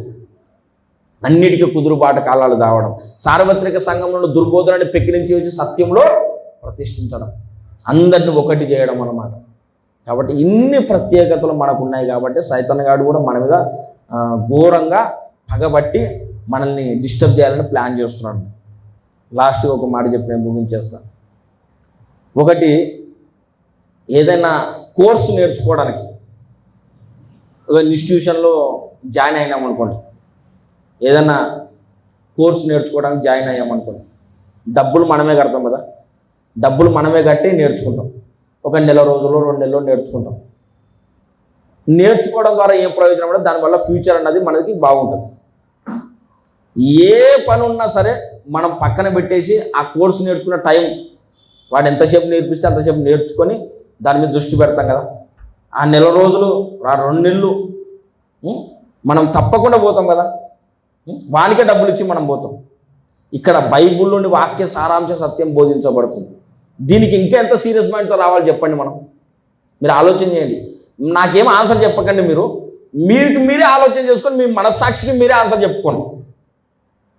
ఈ కోర్సు నేర్చుకోవడానికి ఇది నిత్యత్వాన్ని నిర్ణయిస్తుంది. యుగ యుగాలను ఉండబోయే లోకంలో నీ స్థాయిని నిర్ణయిస్తుంది. అసలు వాస్తవ ప్రపంచంలోని వాస్తవాలను నీకు తెలియజెప్పే కోర్సు ఇక్కడ. ఈ కోర్సు నేర్చుకోవడానికి నువ్వు ఎంత ఇంట్రెస్ట్ చూపించాలా? ఇది ఫ్రీగా దేవుడు చెప్తున్నాడు.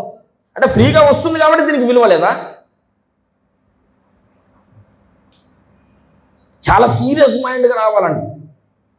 సీరియస్ మైండ్గా రావాలని ఇంకొకటి చెప్తున్నాడు. టైం పట్టించుకోకండి, అంతే. టైం పట్టించుకోకండి. 10 కావచ్చు, 11 కావచ్చు, 1 కూడా కావచ్చు. నేను చెప్తున్నా, 1 కూడా కావచ్చు అర్ధరాత్రి. దేవుని నడిపింపు ప్రకారం చెప్తాను. అంత సీరియస్ మైండ్ ఉంటేనే ఈ విషయాలు నీకు తెలుస్తాయి. మామూలు విషయాలు కాదు. రాత్రులు మేల్కొని కొన్ని సంవత్సరాలు మేల్కొని నేర్చుకున్నాను నేను. అంత ఈజీగా దొరుకుతుందా వాక్యం? అంటే వాక్యం అంతా నీకు అంత చులకననా? పాస్టరే ఎంటబడాలా, పాస్టరే రమ్మనాలా, మళ్ళీ పాస్టర్ ఒక 10 నిమిషాలు వాక్యం ఎక్కువ చెప్తే మళ్ళీ పాస్టర్కి ఎందుకు అంత చులకన అయిపోయింది వాక్యం?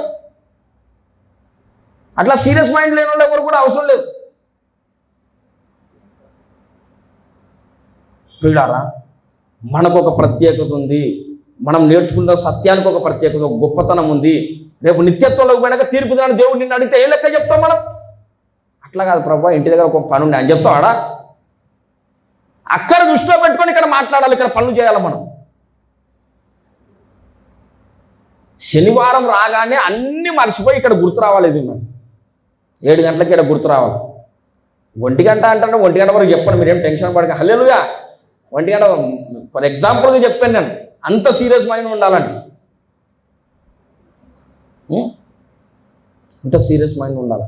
అప్పుడైతేనే మనకు సత్యం నేర్పించబడుతుంది. గురుకులాలనే ఉండే పాతకాలంలో గురుకులాలు. ఇట్లా బుక్కులు లేవు, ప్రింటింగ్ ప్రెస్ లేదు, బుక్కులు లేవు. అప్పుడు వేదాలు నేర్చుకోవాలంటే రాజకుమారులు సైతం ఆ గురుకులాలకు పోయి నేర్చుకునేవాళ్ళు. ఒక బ్యాచ్ వచ్చేది. రాజకుమారులు, ఆయా రాజ్యాల రాజకుమారులందరూ ఒక 30-40 మంది రాజకుమారులు వచ్చేవాళ్ళు. అడవిలో ఒక గుడారం వేసుకొని ఉంటాడు ఈయన ఋషి గారు, గురువు గారు, బ్రాహ్మణుడు. ఆయన దగ్గరకు వచ్చేవాళ్ళు 30-40 మంది రాజకుమారులు. ఈయననేమో బ్రాహ్మణుడు. వాళ్ళు వచ్చిన తర్వాత వాళ్ళకి ఈయన విద్య నేర్పించారు. అట్లయితేనే వస్తుంది విద్య, ఇంక వేరే ఆప్షన్ లేదు. 30-40 మంది వస్తే 40 మందిని కూర్చోబెట్టి వెంటనే వచ్చినారు కదా రాజకుమారులారా మీరు కూర్చొని చెప్తానాడు ఆ గురువు. వచ్చిన తర్వాత పరీక్ష పెడతాడు. మళ్ళీ మీరు అడవికి పోయి కట్టెలు కొట్టుకొని రాబోని అంటాడు. వాళ్ళు కట్టెలు తీసుకొని రావాలా. అమ్మగారు బట్టలు ఉతుకండి అంటాడు. ఉతకాలి ఆ బట్టలు. వెట్టి చాకరీ చేయించుకుంటాడు. కొన్ని నెలలు అట్లా వెట్టి చాకరీ చేయించుకుంటాడు, కానీ ఒక్క ముక్క కూడా చదువు చెప్పడు.